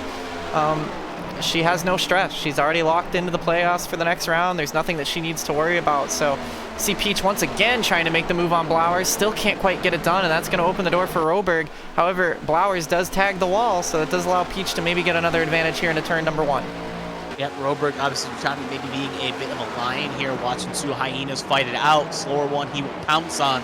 And it looks like Peach looking poised to take it, and he will. So put Peach now up the third. Blowers now going to have to be careful here as Roberg is looking poised to take advantage of this opportunity. But Blowers, even though we were worried about his tires cliffing, they're still hanging on. And considering the gap from 4th to 10th is about 5 seconds, even if we see the fall off be about a second to 2 seconds if he has hit cliff, it's still a net gain for that number 94. Yeah, he should get stage points provided he doesn't smack the wall too hard, even though he's just hit it twice. But as long as he doesn't have a catastrophic failure, he should be able to hold on for stage points at the very least, which would be a net gain considering how much he was struggling on that initial set in stage number 2. But I would not be surprised if Susie and Meredith have something to say about a top 5 for Blowers by the time this is over. But they're coming to 4 to go in the stage, so time's clicking away pretty quickly. Yep, keeping an eye on the last stage point as well, and also further back right now, Jerry Braille in a sandwich right now with Frazier and the rest here. This is just outside the top 10, and it caught my eye first because they were 3, 4 wide, still 3 wide, and this is some playoff contenders like Braille on this here. Sear obviously locked in, and Matthew Boone trying to get a Hail Mary throw to lock that 4 in the owner's playoffs for the next round. And even though neither driver right now is getting stage points, right now the last driver in on stage points is Bailey Thompson, as Sear has to avoid something. Smeal gonna go low and try to send something on Byron Jones. Yeah, that was pretty incredible there. They nearly hooked each other down the backstretch, and I'm not sure if he meant to do it or not, but Smeal found himself pointing towards the infield into turn number 3 and made an attempt out of it, so he's gonna try and continue that. They're 3 wide again now as Jones is gonna put Braille 3 wide. They're 3 wide in 2 rows, and they're not even fighting for points. No, they are not. This is just desperation to try to get the best spot to give yourself a good chance to gain anything in the pit stop window and on restart, because starting in row 6 and row 8 could be quite the difference to try to make a forward progression. Right up front, Wygent now got inside the top 10 ahead of Bailey Thompson, so Wygent last car in. Pit lane is officially closed, so 2 left to go in the stages. Boone has had problems to end both stages here. He's done a brilliant job of hanging on to it again. That boy is having a wild night, but he's held on to it once again. Another great save, but unfortunately that's going to knock him even further down the leader board as he did such a nice job to try and recover from the first incident he had. We'll have to see if that was his fault or not. I don't know. I think that was just a product of everybody running on top of each other. But here comes Susie with 1 lap to go in stage number 2. We'll see what can happen here. Can Susie make some magic happen here and gain another spot? More importantly, I'm also keeping an eye on Swansworth and Wygent. Wygent looking to try to gain 1 more position as well and make Swansworth's life a little bit more worse. But right up front, Dustin Hall, nothing to worry about. It's open up a 1.5 second gap. There's what I was talking about with Swansworth. This is where it can be crucial. You want to get as many points as you can. You do not want to bleed points if you can help it. Wygent pretty much safe to go to the next round, but knowing every point matters can make a rival at Fontana. Making him miss the next round could be crucial. Hall going to come across the line, win stage 2. Height 2nd, Peach 3rd, Roberg 4th. Sosi ends up getting 5th. Flowers 6th, Meredith 7th, Gaiman 8th, Swansworth 9th, Wygent 10th, and that is how they will cycle out. Yeah, solid end to the stage. I'm surprised that Roberg didn't get a little bit more speed there at the end, Kevin, are you? Yeah, no, interesting shot there at the very least. Try to get a little extra run, but tires really did not hang on there, so maybe a little bit something to note in the memory bank. Yeah. If you even with a tire slight advantage, 4 laps is not enough to make up a big effort to get forward. Yeah, and in the same respect, Blowers holds on for a brilliant finish in the stage here, and he turned a dire straight situation midway through stage 2 into a brilliant strategy call and gets himself a solid result in stage number 2. Hall has now swept both stages and continues his form of dominance. We'll have to pay close attention here and see if there's any more calamities behind the safety car, much like there was at the end of stage 1, but I think everybody learned their lesson using Denny and Zier as an example, and we will safely queue up behind the Ford Mustang pace car. Yep, doing some math right now, but everyone is relatively clean here, so now the question is how much time can be gained on pit lane? It's going to be close to see. I expect everybody to come down for 4 tires and fuel. I don't imagine anybody would gamble at this point. Maybe towards the end of the race with a handful of laps to go, but we're looking at a stage that is once again double the length of the stage we just ran, so I would say probably 2 green flag pit stops instead of 1 expected this time around. I wouldn't be shocked, however, if maybe some drivers towards the back that were having issues try to extend it a little further. We saw some drivers attempt to do that this time around, but now they know maybe they can hit the number, maybe they can't. But as they come down pit lane, we'll see Dustin Hall once again take 4 tires and fuel to that number 12 machine, which has been electric all night long. And of course, keep an eye on Swatsworth in the 18 with that first pit box. He could gain some good positions there with that real estate. Yep. Doing some more math here, we'll see who can win it off. Few cars looks like they're going to get a good lunge off there. Hall, though, will win the race off. It'll be Hall, Height, Peach, your top 3, with Sosi and Blowers making up the top 5.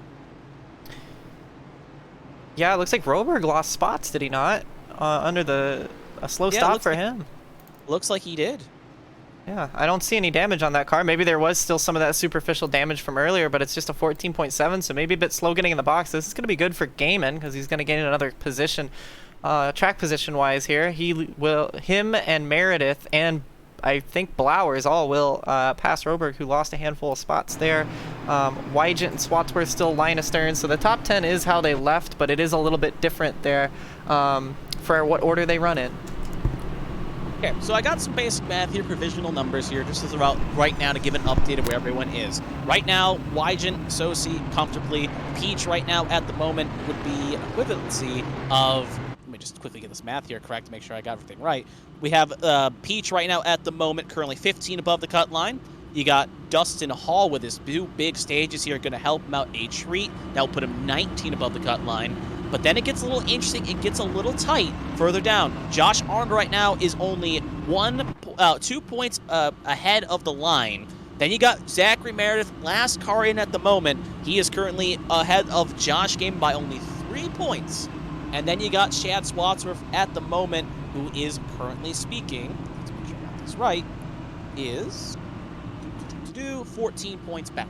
So right now, at the moment, it is a race between Arnold, Gaiman, and Meredith for the last 2 spots here. Swatsworth would most likely need to win this thing to get a chance to lunge his way in, as he had a big number point, and with Meredith getting more points than him, that extends the line. So Swatsworth probably in a must-win, and Arnold, Gaiman, and Meredith going to fight this out for probably the last 2 spots into the round of 8. And that's huge because look at where they're at on the racetrack, Kevin. They are all basically on top of each other on the track. So this is going to be a fun one to watch unfold. And everybody watching at home, give Kevin a nice little hand there. We don't have all that fancy stuff that calculates the points for us mid-race or the stage points mid-race. He did that all by hand on a trusty little notebook, just like the old days. So thank you, Kevin, for that, because that is crucial information that will keep the storylines alive tonight.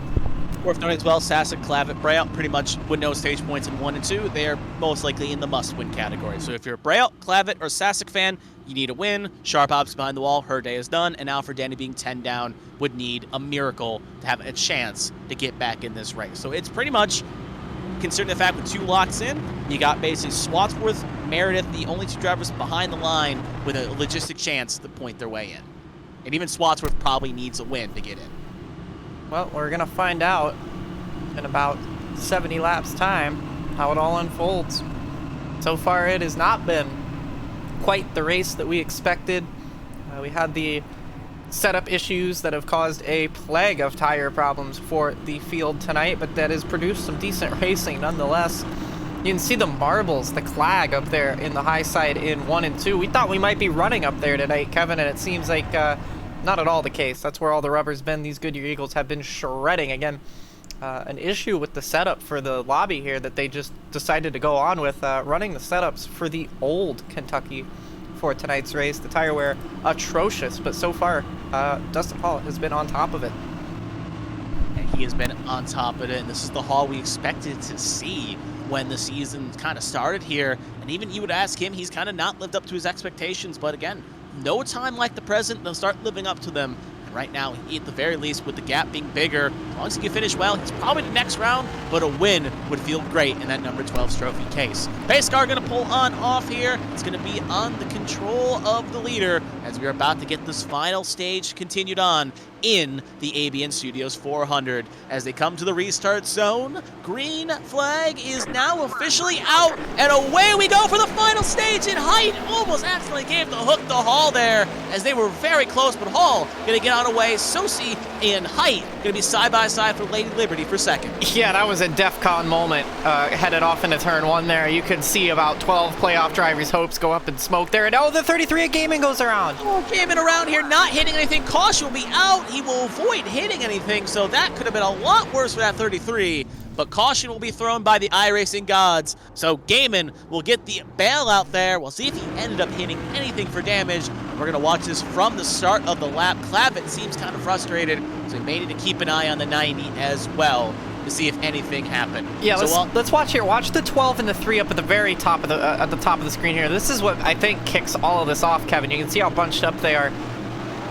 Height almost went before Hall did, so she had to check up because she jumped the start. You can't pass the leader before it start finish, so she had to check up.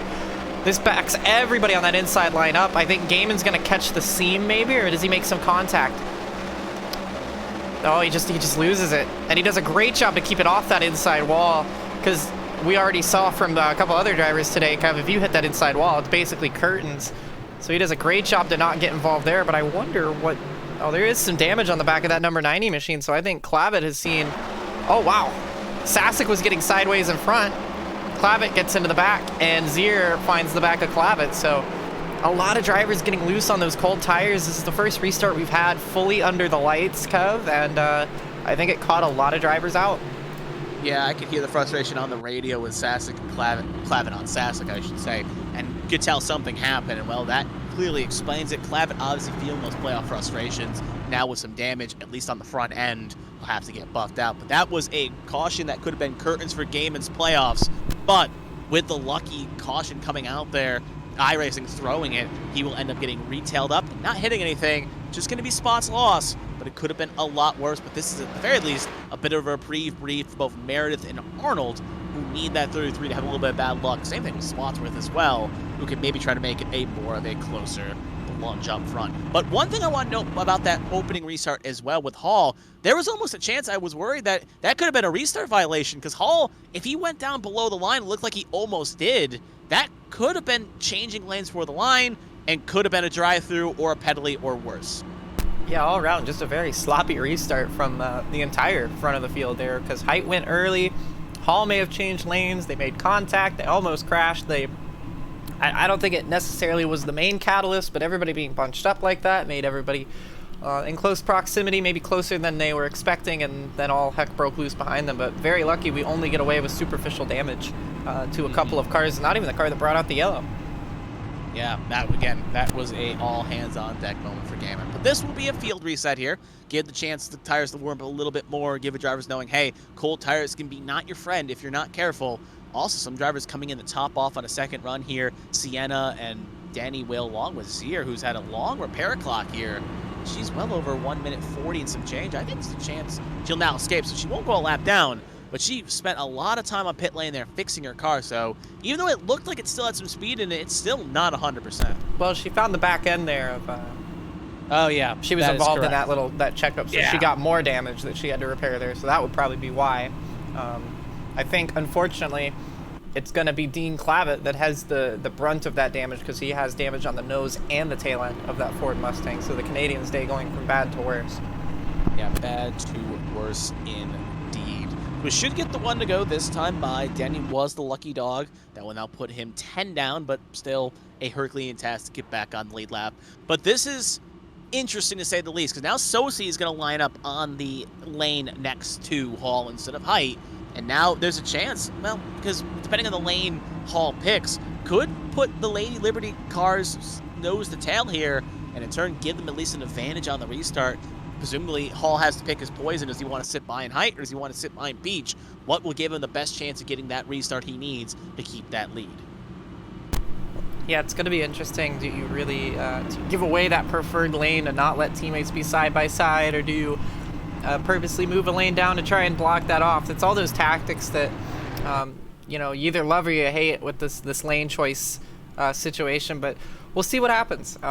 This is not necessarily a drafting track, but getting up through those gears initially, if you can clear the leader going into turn 1, it would be huge, but that would require Susi to not do what his teammate just did and goose it a little too early. So it will be actually the 12 taking the inside to block off teammates from being lined up. So interesting to see how that one works out. Yeah, we'll have to see how it plays here, but trying to break up the teammates, especially considering how dumb they were last week, Valfreya and Lady Liberty together, maybe for the best to try to stop that if you can. So it's going to be Hall Sosi, row 1, Height Peach, row 2, Blowers Meredith, row 3, Roberg Swatsworth, row 4, Wygen Arnold, your first 5 rows.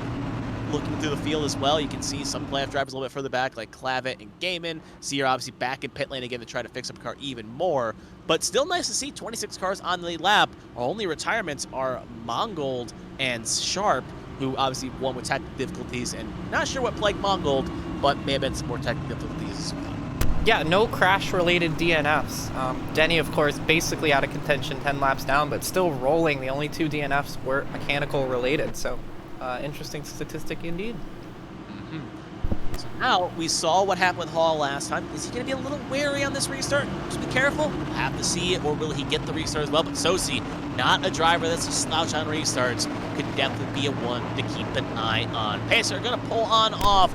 66 laps to go when we see the green flag here. As they enter the restart zone, control will be on Dustin Hall. Green flag is out, away we go. A lot cleaner of a restart than it was last time by. Hall will be smooth sailing into 1, but teammates side by side for 2nd. Yeah, it's another thing to note here with this race restarting, that caution knocking about 5 more laps out of the race time, and then we had the 5 laps of stage reset. This has well and truly put this race into a one-stop scenario, Kevin.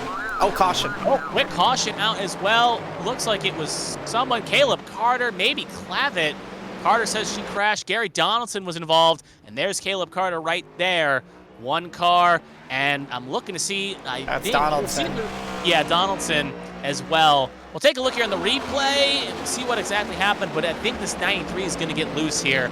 So keep an eye in the corner. Gaiman obviously maybe a little bit too scared here, and you can see right there the 93 just gets loose, tries to save it, kicks it around, almost clips Clavet, and ends up piling into the silver fox of Gary Donaldson in the series, and he will end up getting a piece of this as well. So 2 cautions in about equivalent of 5 laps here of racing. Not a great start. Yeah, Caleb Carter, a part-time driver, filling in for DJ Trout this week, has kept his nose out of trouble today. Unfortunately, up until this point, does a good job not to wipe out the playoff drivers, but unfortunately, Gary Donaldson, nowhere to go. Watch here, you see, just gets loose. Loses the same way Gaiman did on the previous restart. Great avoidance by Clavet, nearly gets clobbered anyways for his troubles, but everybody avoids except for Donaldson, who unfortunately had nowhere to go, as Caleb Carter overcorrected the car up the racetrack and took the 22 with him. So we'll go back to live pictures. Pretty much a repeat of what we saw on the last caution, and this will now, once again, as I said earlier, no doubt about it now, this should be a one-stop race to the end. Yeah, we'll definitely see a one-stop race to finish. No cars can really pin it on here and make it to the finish line, especially considering the fact, even you probably could if you stretch the fuel, but you would lose so much time on the tires that it isn't even worth a strategy to contend. Danny will get another lap back here as he will now skate on back. That'll be another lap gain for his troubles. And we'll see, again, he's hoping we get more. That's all I can definitely say on that one. Get more of them, he should be at least poised and maybe get back on this lead lap, but we still would need at least another 9 for that pipe dream to be a reality. But good restart again. Cleared height, at the very least, getting ahead here, but now I think Hall is saying, look, I want some green flag running here. I'm the best when the track stays green. Cautions breed cautions, and cautions lead to mistakes. And he just wants to make sure we get a good launch here. Yeah, I'm trying to do some of the mental math here. It's about 5 laps per caution sequence. If we need 9 more cautions, I really don't know. Even if we wrecked all the way out to the end, we would just barely have enough laps to even get Denny all of his laps back. And that's before we even go into overtime, which we now, I believe, have a limited amount of overtimes after the debacle that was Pocono. So I don't know that even if it was a complete crash fest from here on out, that we would even get Denny back on the lead lap. But this still benefits Denny because the more cars that crash, the more positions he gets, and if it's playoff drivers, even better. Honestly, at this point, he's hoping that right now the cars on the line are Meredith, Swatsworth, Gaiman, Arnold. Maybe instead of hoping out for that, just hoping that like any car above you right now in the points, which is pretty much most of the field here with stage. Actually, well, technically I would say that, but consider the fact that Sasek, Clavitt, and Rail never got any points ahead of him, he's ahead at least those three. So if cautions, if they end up getting in wrecks, lose multiple laps, he could still mathematically jump in to get to the line here. So more importantly, it's risky, but you never know. Stranger things have happened in the world of motorsports. Obviously, maybe take a shot every time I say that, because I feel like I'll say that at least one more time before the night. But one more thing to note as well, Bailey Thompson with the sports update for those that care. Atlanta's currently up 9-7 against the Eagles in the third corner. Just worth noting, as she, for some reason, loves to put sports updates in the chats during these games, these races. So, quick little sports update for the fans of the sports ball and the football, currently maybe simulcasting this along with our league here. Well, we've been behind the pace car for quite a few laps. It's not been a lot of racing in the last 15 laps. So what else you gotta do? Open up a tab, check the game, check your bets, check your lines, you know? Yeah. Shout out to Joe there. Obviously, right now he's got the little tickets in his hands, just ready to go here and see how it plays out. But now, to get back on the mission statement here, I should say, we see Hall here again. He will be leading the way. Again, probably not in a must-win now because he's got a lot of stage points to say the least through tonight, swept both stages. As long as he finishes decently well, he should make the next round, but you don't want to leave it the chance. And considering Pocono, the debacle that was Pocono earlier in the year, where we got, I believe it was 9 green-white checkered attempts, Hall was looking poised to win that race, but just couldn't make the fuel tank last any longer.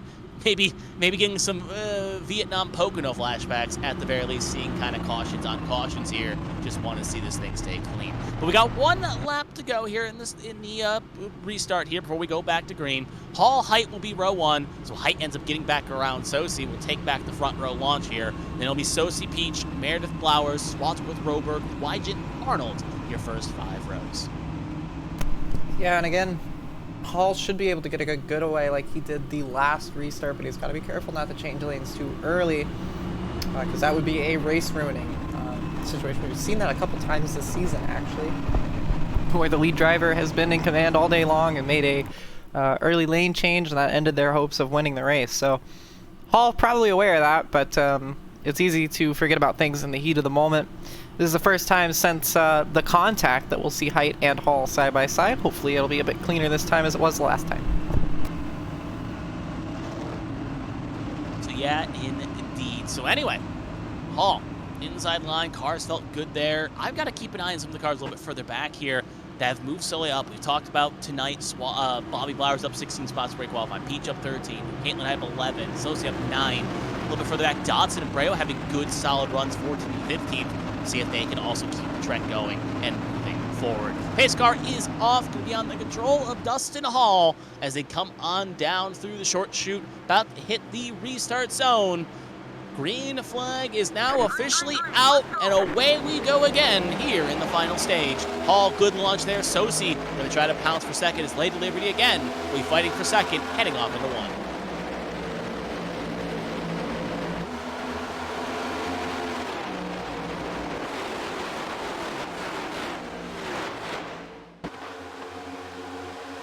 See right there, Meredith going to try to make a lunge on Caitlin Knight here as they head off into corner 3 there. Meredith knowing the pressure's on, considering he's fighting both Arnold and Gaiman. Again, getting the higher you can would be good. Height, though, going to switch the over-under, try to make a move on the Season 2 champion as they'll head back off into 1. And right there, Rober got into Swatsworth just a tiny bit. And that could be a little bit, cars looks fine, both cars look fine, but that spelt doom and gloom heading off into that corner.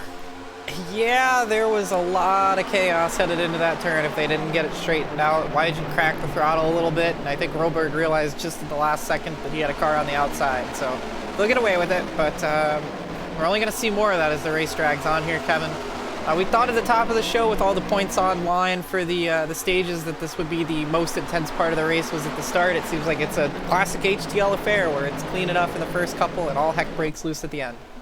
Yeah, heck breaks loose indeed, but I'm optimistic we'll see this play out cleanly to the finish. At least I can hope for that. Right there, you can see still top 3. Peach, though, making a move there on Meredith. So Meredith's got that good lunge, got that good opportunity, but now falling back at least least a little bit, as now Peach and Meredith side by side. Now Blower is also going to make a move on that side as well, so they're getting pretty racy there. Meredith just lost 1, 2, 3 spots in the span of a straightaway, and you can see the ill effects of that playing on here. Now Swatsworth going to be on the low side as well, so Meredith, one slight mistake, one slight bad line choice, and you can see the effects of that happening. Further back, Jones making a move on Bailey Thompson, but right now it is a smorgasbord for 5th on back.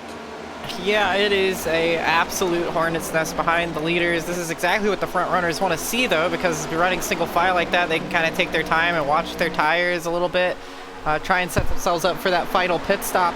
Swatsworth, the pole sitter, trying to get some positions back. He's trying to come back to life a bit. He's inside the top 10 still, but he's going to need a little more than that, I think, if he wants to get into the next round of the playoffs. But it seems like things have calmed down a little bit here after the first couple laps of hectic activity, we'll say. At least in Meredith's case right now, being the bubble driver, he's only got to outrun Gaiman and Arnold. If he does that, he will be through. So at the very least, he's doing what he needs to do. He also needs there to not be another new winner, though, too. We talked about Correct. that. So he needs to have a repeat winner or a non-playoff driver win and outrun those drivers, which so far looks like it's going to be the case. Or have somebody ahead of him in points already win the race. Yeah, because looking at the top 4 right now, Hall, Sosi, Peach, and Flowers, all 4 ahead or have won so far. Only driver in the top 10 that would be below him right now that can move that line is Swatsworth, currently sitting in 7th. Obviously, Meredith himself is right there. So we'll have to see how it plays. But right now, though, things trending upward. But Swatsworth, this is panic red moment here, getting a good run. We'll shift a little bit further back here, focusing on Lilacs here at the moment. She is currently somewhere on this track here, a little bit further back near the 25th position, 24th, 21st. She's 21st right now, just outside the top 20. Dean Clavitt currently the car in 20th. You can see Zira obviously has had a very roller coaster today, but at the very least, she's glad she's got that win at Darlington, because with how bad this day has been, how many points she's given up, if she didn't have that win, she could have been in a lot of danger. Yeah, it's hugely important that she got that win, and that's why those kind of clutch moments, we tend to see Lilac go late into the season. She's typically quiet, but when she strikes when the iron's hot. She's had a very difficult day today, as has that number 90 car in front of her of Dean Clavitt, but it's worth noting, it looks like both of them have a lot of the damage they had repaired at the very least, so it should be a bit easier for them. But we'll see how much performance they truly have lost. It's hard to tell if there's damage performance versus tire save here. We know Zira went very, very long in the stage 2 debacle with the tires, so she, I would imagine, saving tires. But you can see the nose is punched back out on the 50 and the rear end of the 90 is punched back out, so I think they both have fully repaired their damage with the string of cautions here. Looking at the chat right now, looking at someone asking who was the pole sitter and who was the stage 1 winner. The pole sitter was Stage 1 was Dustin Hall, and the pole sitter was Chad Swatsworth. Thank you for the correction there. As it was Swatsworth winning the pole, and Dustin Hall has won both stages. So Hall been the dominant car, even on the front row as well. So he's been very strong here tonight. And also looking at Chad as well, it was a smorgasbord, not a mortgage board. Smorgasbord is a buffet, a Swedish buffet. So everyone fighting over the buffet. It's a very, very populated area and how everyone's fighting. But right now, speaking of caution running on board, and we have a caution is out. See who it was. Meredith. Meredith was involved along with Smeal. And oh no, man, that that's is big not damage. what you want to see if you're the 17. That toe link's broken. Oh, that look is out. day done as some fender is flying. Spectators, yeah. Yeah, but that toe link is broken. That, I think, is day done for the 17 and possibly playoffs done. He was running up front too, or towards the front, so very interesting to see how this one happens here. He just clips the apron. Oh my goodness. That's a massive hit. Yeah, I mean, nothing Smeal could do there. It's unfortunate because Smeal was having a great day. Both of them were doing quite well for themselves. We just talked about Meredith didn't have to do anything too crazy, just needed to mind his P's and Q's, beat some of the critical drivers around him. And we can see here he gets this big run, tries to go to the inside, and I believe you're going to see it here. He's just going to touch the apron that ever little bit into turn 1, Kevin. It pushes the car up the racetrack and nowhere for Smeal to go. You see right there, he gets onto the apron, slides up, and man, that's a tough hit. It hurts because that is something where you just know a slight mental mistake and you just see it, and then you can see this point. And you can tell Meredith not knowing what happened there. Obviously hits a mistake, maybe wondering if the car's crowded and whatever. We're right on board again with Smeal here in this incident, but it broke the toe link. It is day done for the 17. So keep an eye on the low side here. You see Meredith enter stage left here in his wild cherry Pepsi machine, just trying to get that run. And there's the apron. right about there. Middle wiggle, and that sends the car around. Spiel obviously just minding his own business, can't really do anything, and that's where inches can make a difference, because if Spiel isn't there and he checks up, he's fine. But Spiel just happens to be right there racing, and that gives him the hook. So overall, nothing either car can do, but this is interesting to note. Cars coming in right now with on lap 117 here, remaining a 166, and considering the fact that at the moment, doing some quick mental math here, that's 49 laps to go, considering the tire length only got him to 30, give or take, it signifies that another pit stop looms, but it's at least within a range that maybe one car crazy enough tries to make this distance work. Yeah, I think if you're towards the back, you know, if you're a Jeremy Breo, if you're an Eli Sasek, I think now, especially if you're in a must-win, and you know you don't have the pace, I think that's kind of your prerogative here. However, I still think we're maybe outside of that window because the drivers have not been able to make the tires last much longer than 40 laps, let alone 50. I don't know that they can make it go that long. They can on fuel, but the tire wear has been so terrible, Kevin. I'm just not sure that they can do it, but we'll see, because the time you give up on a green flag pit stop is abundant. Yeah, it is abundant indeed, and we saw it took a while to get those laps back, but that's where I think maybe we'll see a two-tire call, because you could see it with it being 49 laps, I think the number I said. You could split that down the middle or go to 30 and then take 2.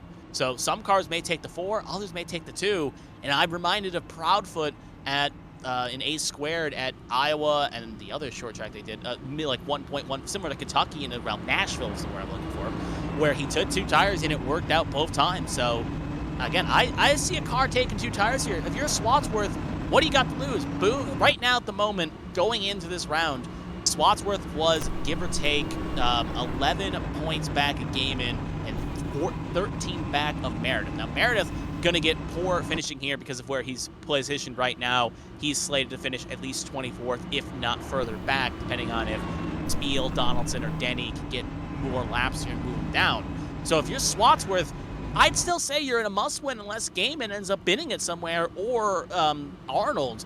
So you may have to take this risk in 2 tires and at the very least put yourself in a spot. I could even see Gaiman trying that. So some of these cars are going to take this risk and going to take this opportunity to go forward. Yeah, it's going to be tough. I don't see them beating Hall, Susie, Peach, Height. I don't see them out driving them.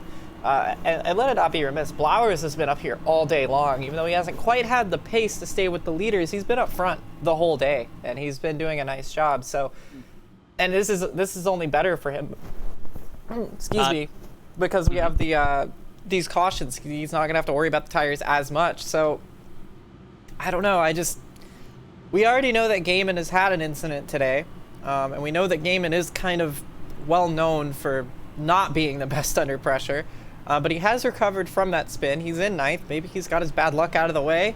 Arnold was almost involved in that crash that we just saw with Meredith. So I don't know. It's a tough one to call, but sometimes you got to make those tough calls to keep your championship alive. So it'll be interesting to see.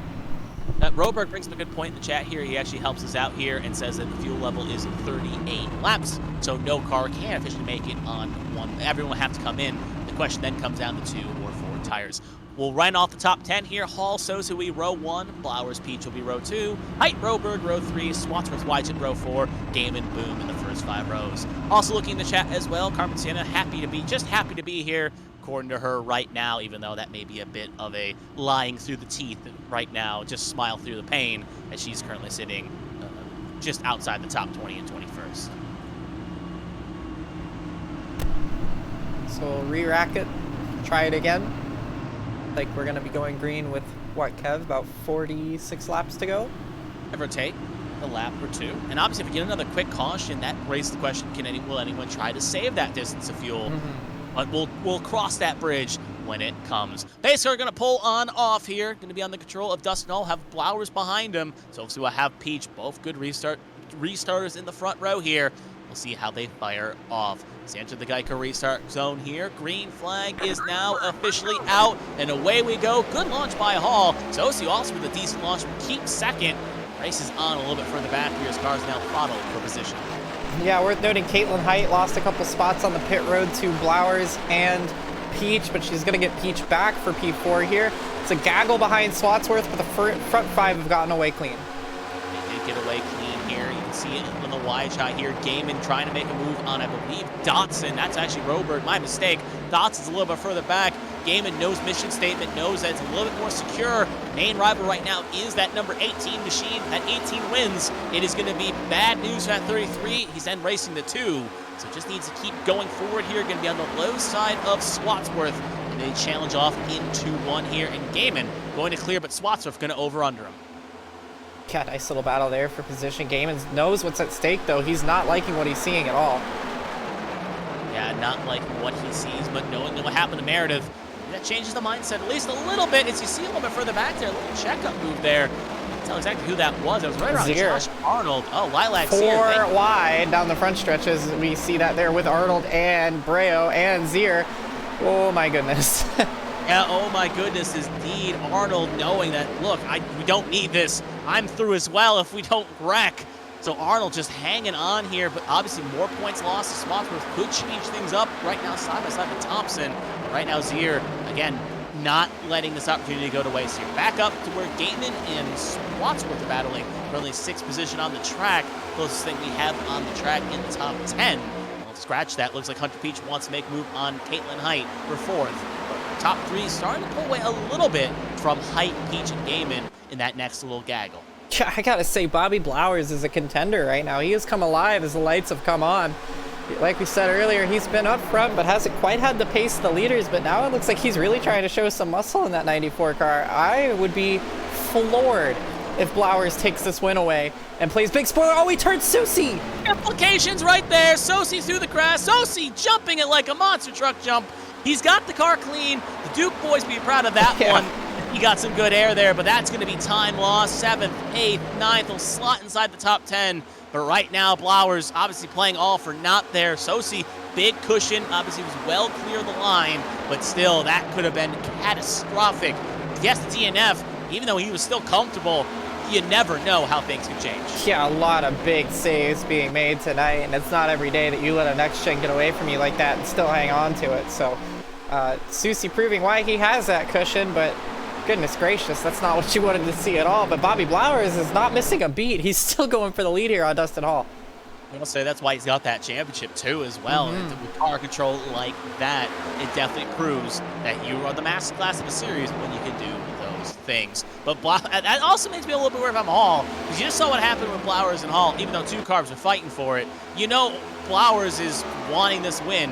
As you could say, he almost won Pocono, almost won a few other things. You know he's capable of winning, and you know how close he's been. He wants to find his way to victory lane. Yeah, he's going to have to really take care of those Goodyear Eagles if he's going to want to get it done, though, because that's what his biggest Achilles heel has been so far tonight. But he is keeping in tow with Hall quite nicely. Peach and Height, meanwhile, in the background, they continue their fight over what was 5th, is now 4th. And Gaiman entering the party after having a big slide earlier on. He's made a great recovery drive, and he's inside the top 5, the highest he's been all night. Yep, highest indeed. And moving forward here and making it work. Gaiman obviously showing that sometimes it's okay to show up late to the party as he is trending in the right direction. Something has found good in that 33 and is showing its might right now. Now up to 4th position, like you were saying. Up front, you can see the top 3, how they run right now. Really separated by a couple attempts, so no one really in that lunge distance to really make an effort and make a chance to push out here. Looking through the top 10, it's pretty much single file. Trying to see if anything is majorly close here, but everyone maybe minding their P's and Q's here. Knowing the pit stop occurs, knowing strategy can play out, but all the way to Odie in this line, no one is really in touch distance. But speaking of that, I look like I was proven wrong. Sosi battling Roberg, but up front, Blowers keeping Hall honest. Yeah, Blowers is the closest he's been to the lead all night long. Hall, the dominant car of the day, giving up a little ground. You got to think he's saving a little bit of tire, Kevin, but Blowers doesn't care about that. He wants to lead laps, and he wants to lead them now. He is on the outside of that number 12 car and looking to take the lead. What a power move this could be from Bobby Blowers. trying to be the ultimate super sub and also be the ultimate spoiler here, trying to make Hall's life a little bit miserable here. He doesn't care about playoffs. He's just here to get wins and have fun. He's going to try to rip it around that high side, which is not the ideal strategy for passing around here. You want to arc it low, drive it in, and pinch upward. But Blauer's going to prove me wrong. Gets a great run off exit. He will take the lead to the point, the number 94, and he will lead that lap. Blauers has been running that middle groove all night long. It's what made him so hard to pass in that second stage. It's what got him the lead, and it's what got him enough momentum to get to the back bumper of the 81 and nearly send him sliding. So Blauers really, I gotta think he's burning up a little too much tire right now, but I don't know, because here comes Peach and here comes Game, and they've both caught up to Hall. So it's really hard to tell if people are burning through tires or just saving them right now, but who cares? Bobby Blauers on the point with 36 laps to go. This is a huge storyline for him, and it's gonna probably be an opportunity for him to try and get some redemption from Pocono. Listen, I don't think you have to save any tire here, because if you can split it about 20 and 20 or 25 and 25, you can run hard here, go 20 laps, and then maybe go aggressive, maybe a little save just to ensure you get in the window. But I don't think drivers are thinking save. The only ones I think doing that are the ones that say, all right, I'm going to try 2 tires and try to make it work at the tail end of the fuel run. Just come for a splash and dash, 2 tires to get on out here. But I think Blauers, he knows his mission statement. If you're running fast, you're looking good and pushing clean. Well, you also got to think, I think there is a little bit going on, because you want to try and take that window as long as you can. You want to pit before the tires cliff, but you also want to pit with a window that maybe gives you a little bit more tire at the end of the race so you can make some more moves or defend a little harder. You don't necessarily always want to split it right smack dab in the middle. You could, it's a viable strategy, but if somebody makes their tires last a little longer, goes maybe 5 laps later than you, and doesn't lose too much time, you could be in a world of hurt at the end of the race. You could be. We've seen undercuts go up in smoke on those strategies, and we've seen overcuts be the prominent zone. Even we saw in the stage 2 where it went green, the undercut worked for a few, but Swatsworth tried the undercut, a few others did, and they just couldn't get that lunge because they couldn't get that overall speed. So you have to make a note. Look at this. Work for you, but Hall gonna try to over-under Damon and Peach. He senses a move here. He wants his lead back. He wants to get back to second and be the lead pack here, but Peach still riding tough on that high side, still 3 wide. Who will be brave enough to lift? Right now, the answer is no one. Yeah, I gotta feel like Hall's turning it on and off like a light switch. He sat behind these two, saw them get sideways, said, hey, this is my opportunity, as Susie tags the wall out of turn 2. I feel like if anybody in this field is saving tires, it's gonna be Dustin Hall, because he seems like he's not had enough pace in this stint. All of a sudden, after being the strongest car all night and saving the most tires all night, something doesn't quite add up right there, because he hasn't had any issues, and all of a sudden he just turns it 3 wide on the bottom out of turn 4. Yeah, I don't know. I think he's saving a little bit of his stuff in that number 12 machine. Saving his stuff, maybe again contemplating a 2-tire call here, but Peach, known for having good long runs, he will rip it around. These two were having a ding-a-dong battle at Darlington 2 weeks ago, so they know each other like the back of their hands. And right now, Peach got the upper hand, but Height just gave a little shunt to the 12. The 12 hangs on, though, but right now, if you're the 12, you can't dilly-dally. If you're saving tire, if your tire's in the cliff, you have to go. You can't get swallowed by the pack and lose more and more spots. Yeah, well, that has checked everything up. Roberg hit the wall out of 4. Wygen almost lost it on the apron, and now they're 3 wide for just a moment as they head into turn number 1. Height gonna come out on top of that battle with Susie in close tow. Swatsworth, I think, gonna be the big loser in all this somehow, and they are all on top of each other here through 3 and 4 once again. This is everybody from 4th on back to, I believe, 11th or so, all under a blanket. Yeah, we spoke to Matthew Gunner earlier. If Boone can somehow find his way to victory lane, even though it doesn't shake up the driver's standings, it shakes up the owner's standings. He would lock himself into the owner's playoffs with that number 4 machine. So right now, he's also got a reason to fight here as well, trying to make the move on both Zier and Dotson. Also give a shout out to Dotson, who's currently running just inside the top 10 as well, having a great rookie campaign in that number 31 machine. But this is all playing out for Blauers, who has now gained 1.3 on Hunter Peach and pulling. So Blauers not being in this this battle here behind. No, it's a catastrophe. Yeah, catastrophe is a fair word then. All right, then you can see this battle fighting is giving Blauers the distance to pull away and open up the strategy book more and more. Yeah, this is just impressive from Bobby Blauers. He has just opened up the jets here in this last stage, and the pit stops coming any minute now for the final round of pit stops under green flag conditions. I gotta also tip the hat to Gaiman. After spinning out, he did a great job to keep it out of the wall, but I think a lot of us probably mentally made a note, there's no way he's coming back from that. Too much track position to overcome. He's up here running the best he's ran all night. He's fighting with the dominant guy of the day of Dustin Hall, and how about Hunter Peach finally finding some grip to get around that number 12? Yeah, right now sitting in second.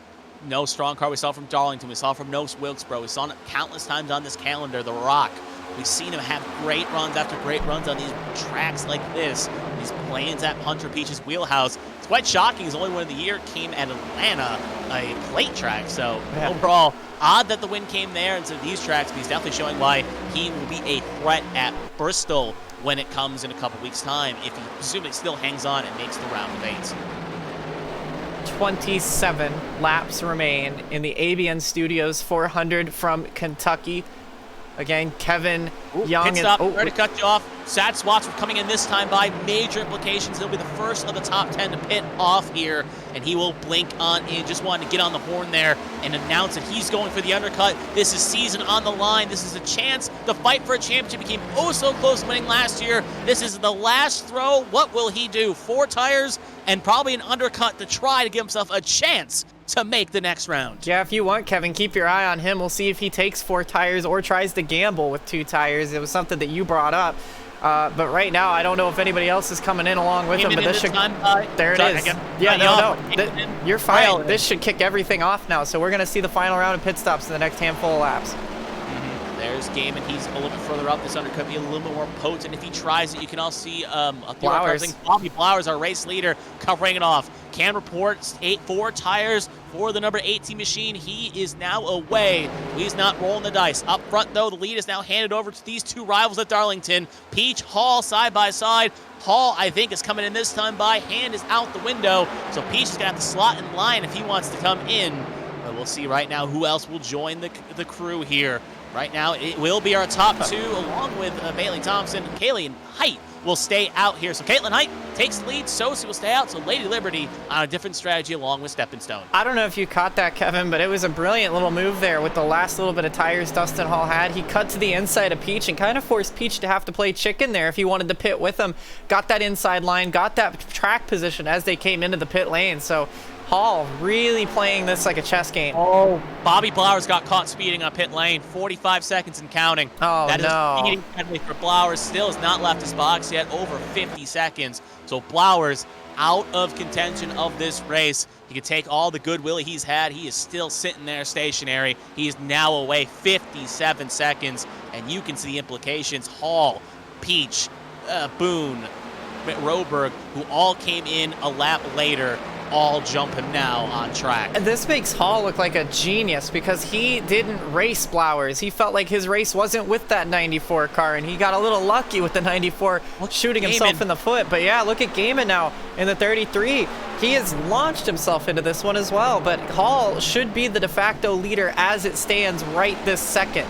You see Swatsworth up alongside Peach, though, as well, so he's not out of it either. Things have shaken up quite a bit in the last couple of laps because of this round of pit stops, and we still got 9 cars left to make one. That's our tentative top 4 as we speak, but we still got to keep in the mind cars. Boone looks like he's had an incident. Looks like he's went off track here. See if anything gets called here. Yeah, there he is there. Looks like he'll keep it fired up. 3rd mistake there throughout the night, and that's going to take any chance of him making it through the next round, probably out of contention for the owners. Pacey Wygent in this time by. That will hand the lead over to DeMonte Dotson. Dotson, Clavitt, Flores, Odie, Sienna, your top 5, along with Jones. Everyone else has now officially made a pit stop here, so the top 6 still have yet to pit here. Yeah, and only 20 laps to go this time by, so I don't think anybody's going to try and go super duper long, but I think we might see someone like Carmen Sienna stay out. I think a lot of them staying out to just lead a lap. Sienna would love to lead a lap at her home race, but you can see the gaggle here, though. This is causing a lot of problems for the drivers on new tires. Remember when I said a car would take 2 tires and try to roll the dice? Found him. Jeremy Braille currently leads Gaiman. He will be our race leader when it cycles through as it speaks. Who else? Jeremy Braille tried the strategy. Again, he was in a must-win. He was 33 points coming into the night behind the line. Didn't get any stage points. He knew the mission statement. He had to run it dry and go aggressive, and he will be the first car to unlap himself, but that's not a big gap the Josh Gaiman on 2 tires. This is going to be the drive of the 44's life, but at the very least, he will unlap himself here shortly and get back on lead lap. There you can also see a battle between Gaiman and Hall for what would be second position, as Hall's getting a good run. Here's Odie falling through the field, getting split by a bunch of cars, but he's still technically second car in line. But this will be de facto second and could be lead if the 74's tires, 44 tires I should say, not hang on. And there's Dotson coming out of the pit lane. He should merge into around the top 10. So even though he stayed out quite a long ways, he should be able to benefit from this quite nicely. Honestly, he's going to slot in just behind Chad Swatsworth, who was the first one to blink. So really, Dotson had a brilliant little pit stop there in the number 31 machine. He leads a couple laps and slots in where he was to begin with. So again, the undercut not really doing what we expected it to do. Yeah, that undercut is that, and I think Gaiman, again, I keep talking playoffs, and people are probably tired of me saying it, but Gaiman right now, at the moment, is in with Arnold. Right now, presumably, Gaiman would jump Arnold, considering Arnold's not even inside the top 10. The gap was only about 2-3 points. But Gaiman, if we see Braille hang on to win this race, that changes the line, and it becomes a fight between Gaiman and Arnold for last spot in. Braille would be the ultimate power move, Hail Mary throw, and right now he's looking poised. However, Clavitt is also a playoff driver, really leading this race, but a pit stop still looms for that number 90 machine. The question is, when will he eventually blink? As now Gaiman and Hall will both unlap themselves ahead of the number 90. Yeah, a bit of an interesting thing here with them unlapping themselves. If a caution were to come out, Gaiman could effectively trap most of the field a lap down if there were a yellow, or if vice versa with Clavitt. But yeah, we expect the 90 to pit. Odie still needs to pit. Jones and Sienna both also need to pit. Breo, who we're on board with now on 2 tires, trying to Hail Mary it with 15 to go.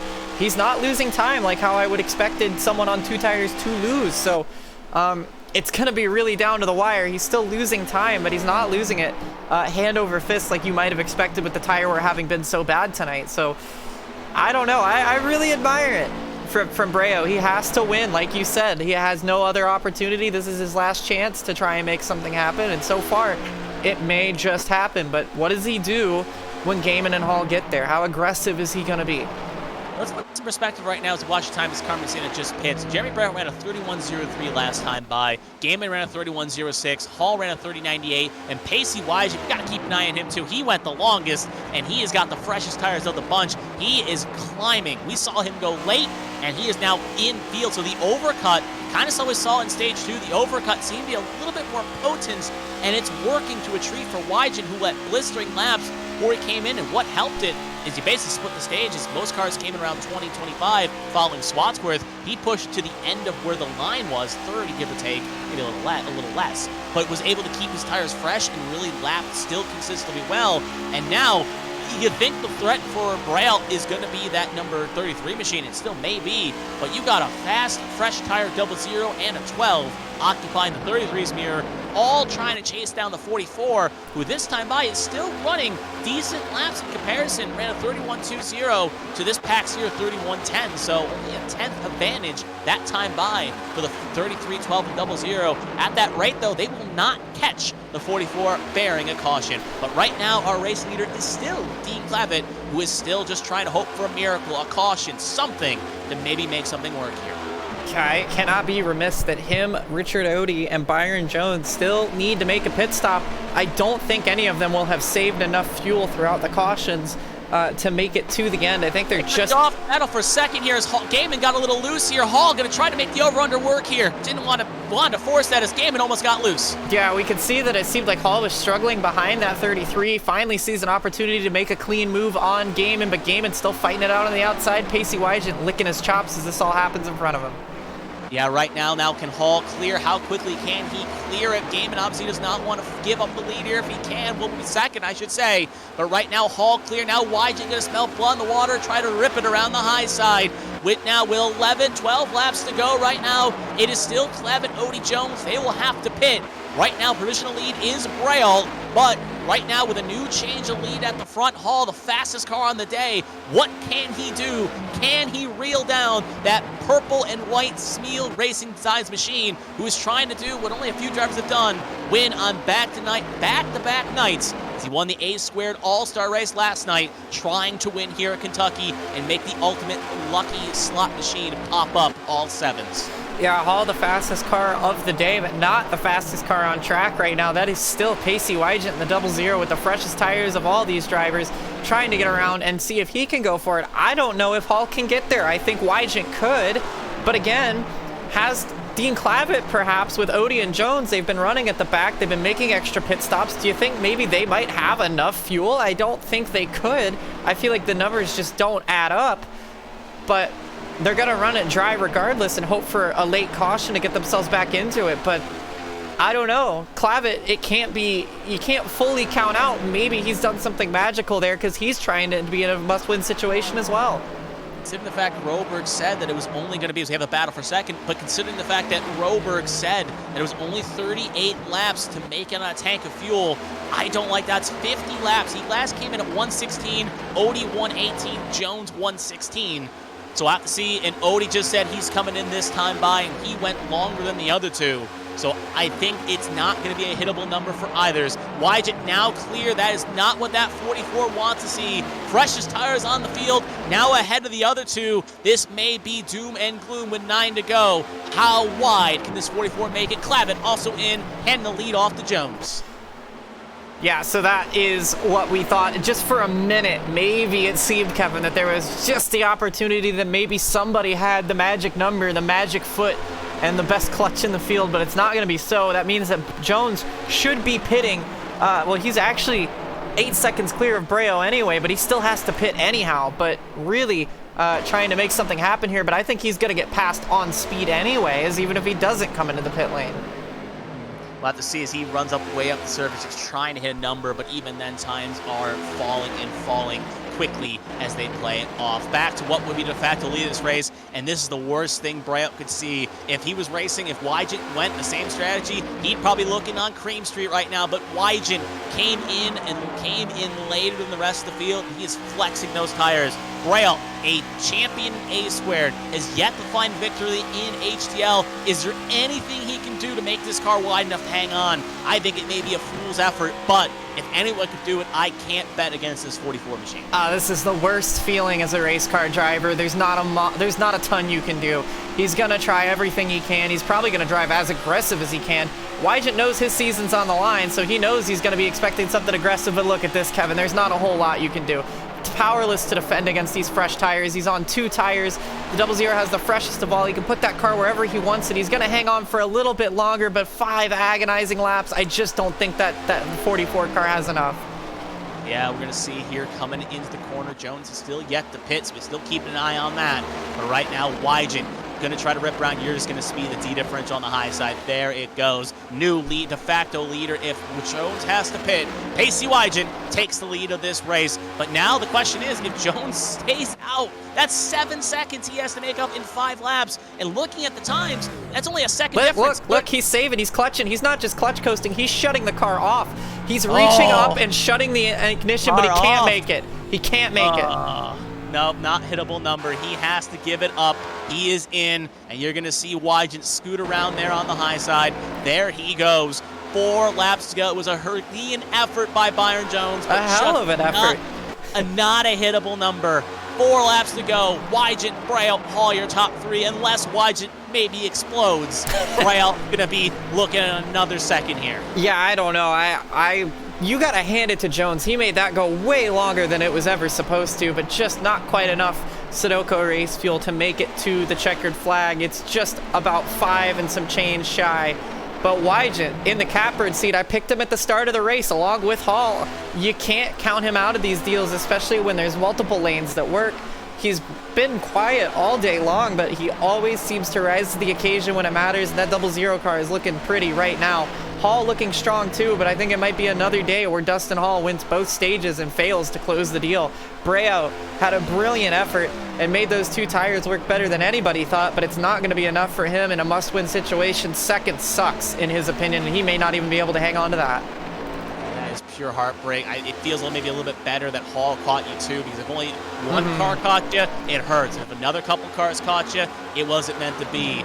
We can see the gap now, 9 tenths, about to be a second with 2 laps to go here. Looks like Wygant will catch some lap traffic with Odie. but it will play not much of a factor. Looking further down the field, Gaiman, I think, is poised to make the playoffs sitting in 4th. The real question mark comes down between Spotsworth and Arnold. Right now, I'm not 100% where Arnold is. We'll have to do some math after the show to figure out he's 11th. Right now, I got Gaiman and Arnold in, but we'll have to see how it plays out. With 1 lap to go, coming across the lines by Henderson Freight's graphics. We'll see what exactly happens here as Wygant smooth sailing, Braille trying to hang on to 2nd. Yeah, Braille doing everything. You can see how high they're running each other up the racetrack here for that position. But Hall doesn't really need to do anything here. Braille's done everything he can do, and Pacey Wygant is about to coast home to a thrilling victory at the end. Car out of fuel on the apron there. That might have been the 2 car, if I'm not mistaken. I could be wrong, though. But out of turn number 4, Pacey Wygant's going to come across to win the ABN Studios 400 at Kentucky. A brilliant win for him. Braille does hang on for 2nd, even though it's not going to be enough. Dustin Hall's 3rd. Peach and Gaiman round out the top 5. Zier, Height, Swatsworth, Susie, and Roberg your top 10. And I will confirm Arnold did make it to the end. So I'm not sure who that was out of gas on the bottom, but somebody did not make it around. Yeah, I'm trying to see who that may have been right now. I'm not seeing any names. I think it may have been Dodson is currently slow in 19th, but yeah, we'll have to check, see who it was. Regardless, it doesn't look any major playoff implications, though, whoever it may have been. But great win by Wygant. That's momentum-based right there, and he will be all smiles. Even though he was pretty much good coming into the night regardless, was 34 above the line. Probably could even argue he was almost locked bearing this, but wins a win, get the momentum, and put himself in a great spot going next week. There's Meredith going to give a little bit of a shove, even though his playoffs are pretty much a donezo. But Wygant came to Fontana last year trying to win the Owners' Championship. Right now, he is on the pathway to be fighting for a Drivers and an Owners' Championship.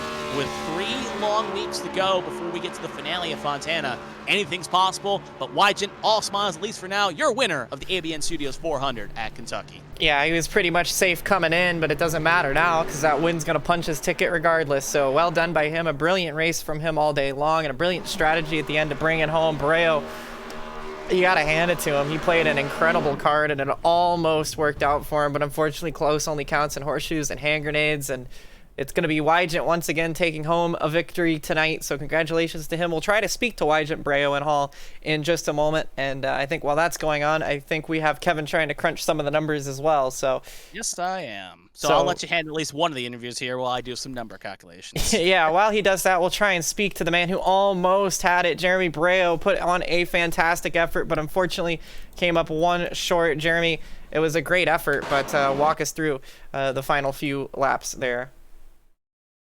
Well, I knew I wasn't going to be able to get him from 13. I knew that, so I had to do something different. And that was my only shot at making it to the next round since I had 2 crappy races in a row. And I thought 2 tires was going to... I don't know if I was going to hold them off, but I was kind of banking on a caution there at the end, but that never came. And then, surprisingly, the tires actually, held on as long as they did. And I was able to... I thought I was going to finish 3rd, but I don't know what happened there at the end. I was just holding my line, and then he went under me, and then he tried to go to the inside, and then he ran out of room, and then going into 3, he just full sent me into the corner, which I didn't really appreciate for how clean I thought I raced him, but oh well. I mean, he cost himself 2nd there, so that sucks for him, but 2nd place, not bad, but still sucks. Yeah, nobody ever loves to finish 2nd, but honestly, with the way you pulled that strategy, still a brilliant effort. I think you sounded even surprised that the 2 tires worked as well as they did. Did you know that Pacey was coming, or did you think that maybe for a second it was looking like you were going to bring it home? I was hoping that the cars on 4 tires were going to hold him off a little bit more. The 33 and the 20, I thought they were going to race him a little bit harder, but I guess the tire advantage from whenever he pitted to whenever they pitted was huge. So I mean, once he got around them, I kind of had my time ticking, and that's when I was really hoping for a caution, just so I could probably, hopefully get 4 tires on it and maybe have another shot at it. But once that happened, it was just salvage mode, see what I could get, as many spots as I could save. But 2nd, still not bad. No, definitely not, and a great effort from you. Obviously, if there's anybody you want to shout out, go ahead and do so, because even though it's not enough to keep the playoffs alive, a great effort and a nearly a Cinderella story here tonight. Yeah, I got to thank Smule Racing Designs.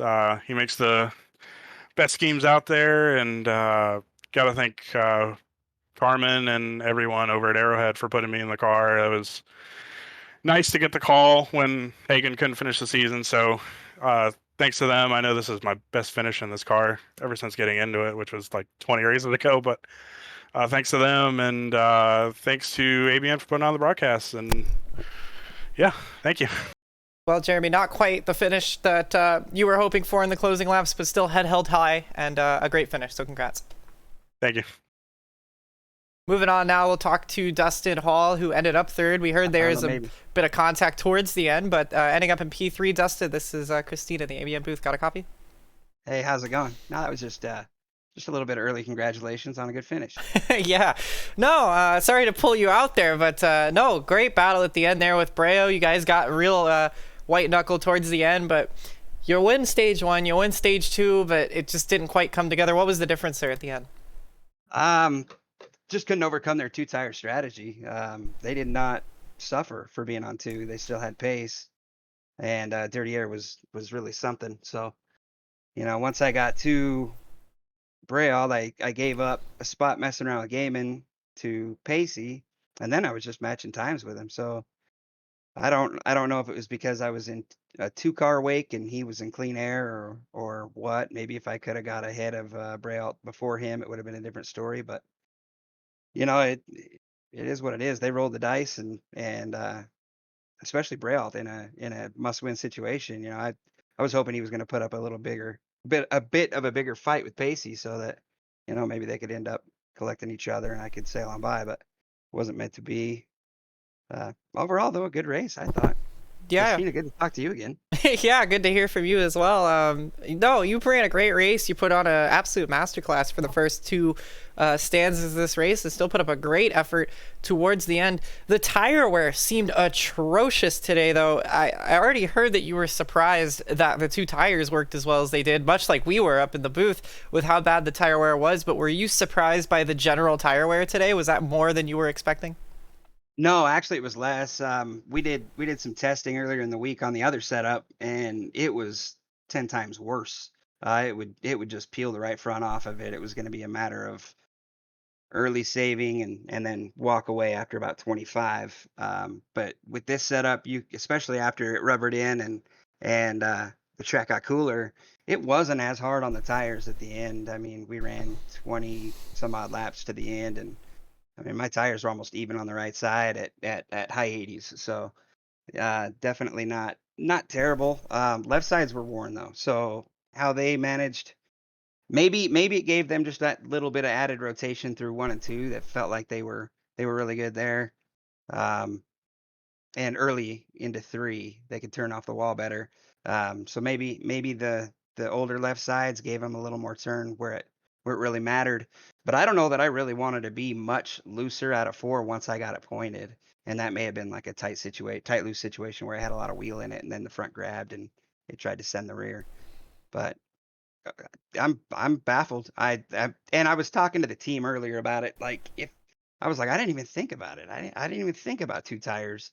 But really, when you're in the situation I was in where you won the first 2 stages, you don't mix it up. You don't change what's working. You have to. You're obligated to kind of stick to what's been working. You don't have to throw that Hail Mary. But as it turns out, they flipped the coin and it landed as they called it. Well, also keeping in mind with all the stage points you collected and how well you ran today, weren't in as dire of a situation as the 44 car either. It was still a great solid race from you. You should be pretty safe. Kevin, correct me if I'm wrong, but I think you are correct. Definitely safe. Interject here. Out of all the non-winners, you had the most points after 3 rounds. Congratulations. You were the 4th best out of the 8. So you are through. Congratulations. As long as my math holds and no penalties have been assessed, you should be through. So congratulations. Yeah, I figured after the first 2 stages, after scoring max points in the first 2, I'll tell you, the 3rd stage was about fun. It was a good time. There was some great racing, some good battles, just back and forth. It was all about fun at that point. Don't wad it up, don't give it away, but definitely go have some fun, go fight for a win was the mentality. So that was a nice relief. Yeah, absolutely. Not quite enough to get the victory today, but enough to punch your ticket into the next round, and a great effort all around. So if there's anybody you want to shout out, now's the time to do it. Otherwise, congrats, Dustin. Yeah, I appreciate that. Yeah, we're definitely hitting stride here at the end when it matters. So that's great, and for it, obviously got to thank Team Conti Sim Performance, Martin PC, um, the guys over at Team Conti for letting me skip out on Monday nights, take the night off from other responsibilities to come have some fun.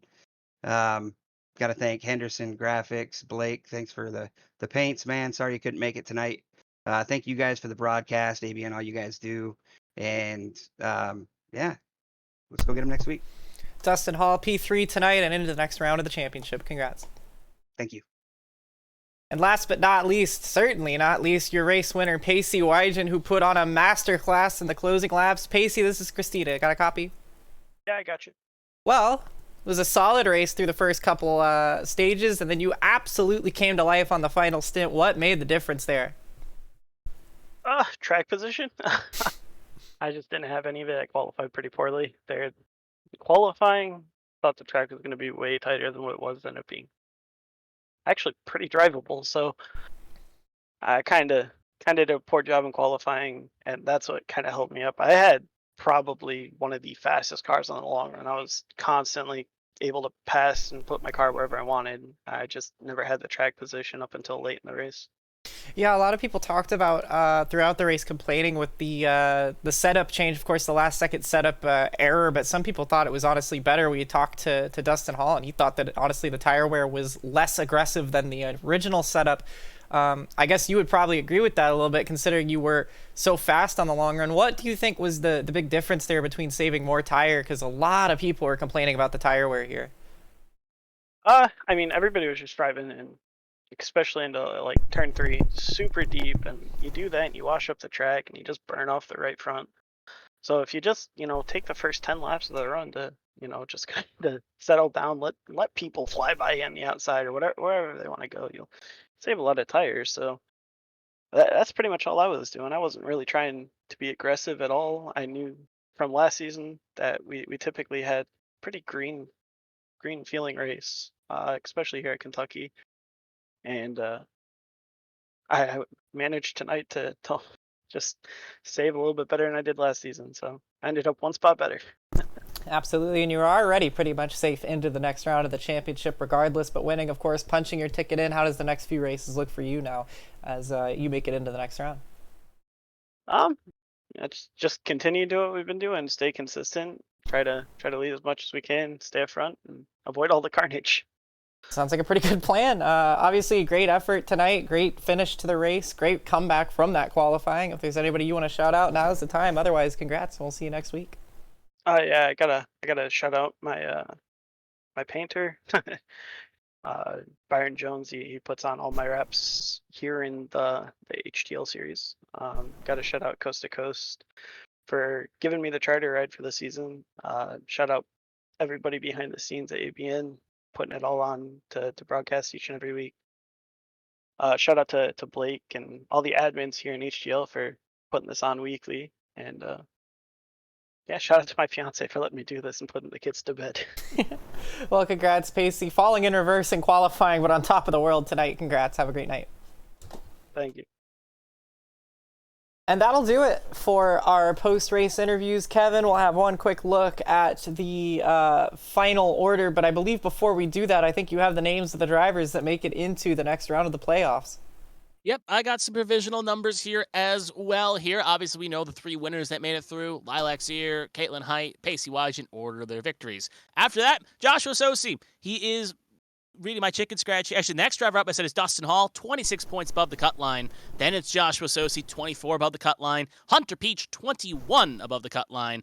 And this is where it gets interesting. Josh Gaiman, driver number 7 in. He is only 2 points above the cut line. And last driver in, it's between Arnold and Swatsworth, and the tie goes to Arnold. Josh Arnold gets the last spot in as well. And I think Carmen's just going to verify this information here as well. It is Wygen, Hall, Zier, Hall, Sosi, Peach, Arnold, Gaiman by a wider margin. Actually looks like Arnold jumped Gaiman by stage points. So irregardless, it was a 1-point difference between Arnold and Gaiman, or 2, depending what the point is, but all the 8 drivers are in. Swatsworth, first driver out by well over about 12 points, and then Zachary Meredith was poised to get in, but with that late caution, he ends up finishing about 16 out. So again, 8 drivers in, Wygant, Height, Zier, all with victories. Hall, Sosi, Peach, Arnold, and Gaiman will be fighting for a championship over the next 3 weeks at Watkins Glen, Chicagoland, and Bristol. And then we set the field to 4, and we see who will be fighting for a championship at Fontana. But that will be a fun thing to watch next week. And I'll send it back to you, Kristina, since you are the special guest. Anything you want to add on tonight's broadcast?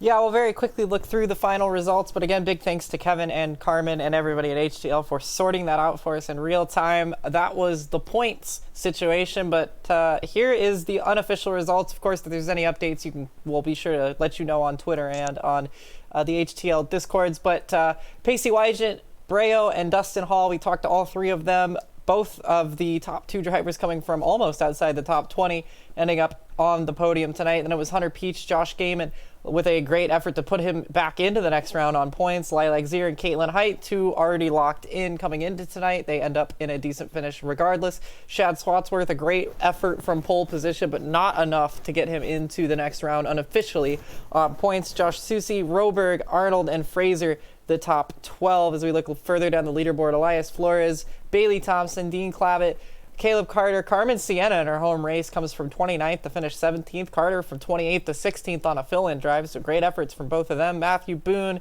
and DeMonte Dotson with Byron Jones on that bold strategy call rounding out the top 20. Richard Odie, Bobby Blowers, Eli Sasek, and Alfred Denny rounding out the top 24. Gary Donaldson, David Smeal Jr., Zach Meredith, Austin Mongold, and Lily Peltier Sharp all crashing out at some point tonight or having mechanical failures. And unfortunately for Meredith and Sharp, those issues will take them out of the championship. And with that, that is it for us tonight here at Kentucky. On behalf of Kevin Young and everybody at HTL, I'm Kristina Ryan. Thank you guys so much for joining us, and we'll see you next week in Watkins Glen. Take care.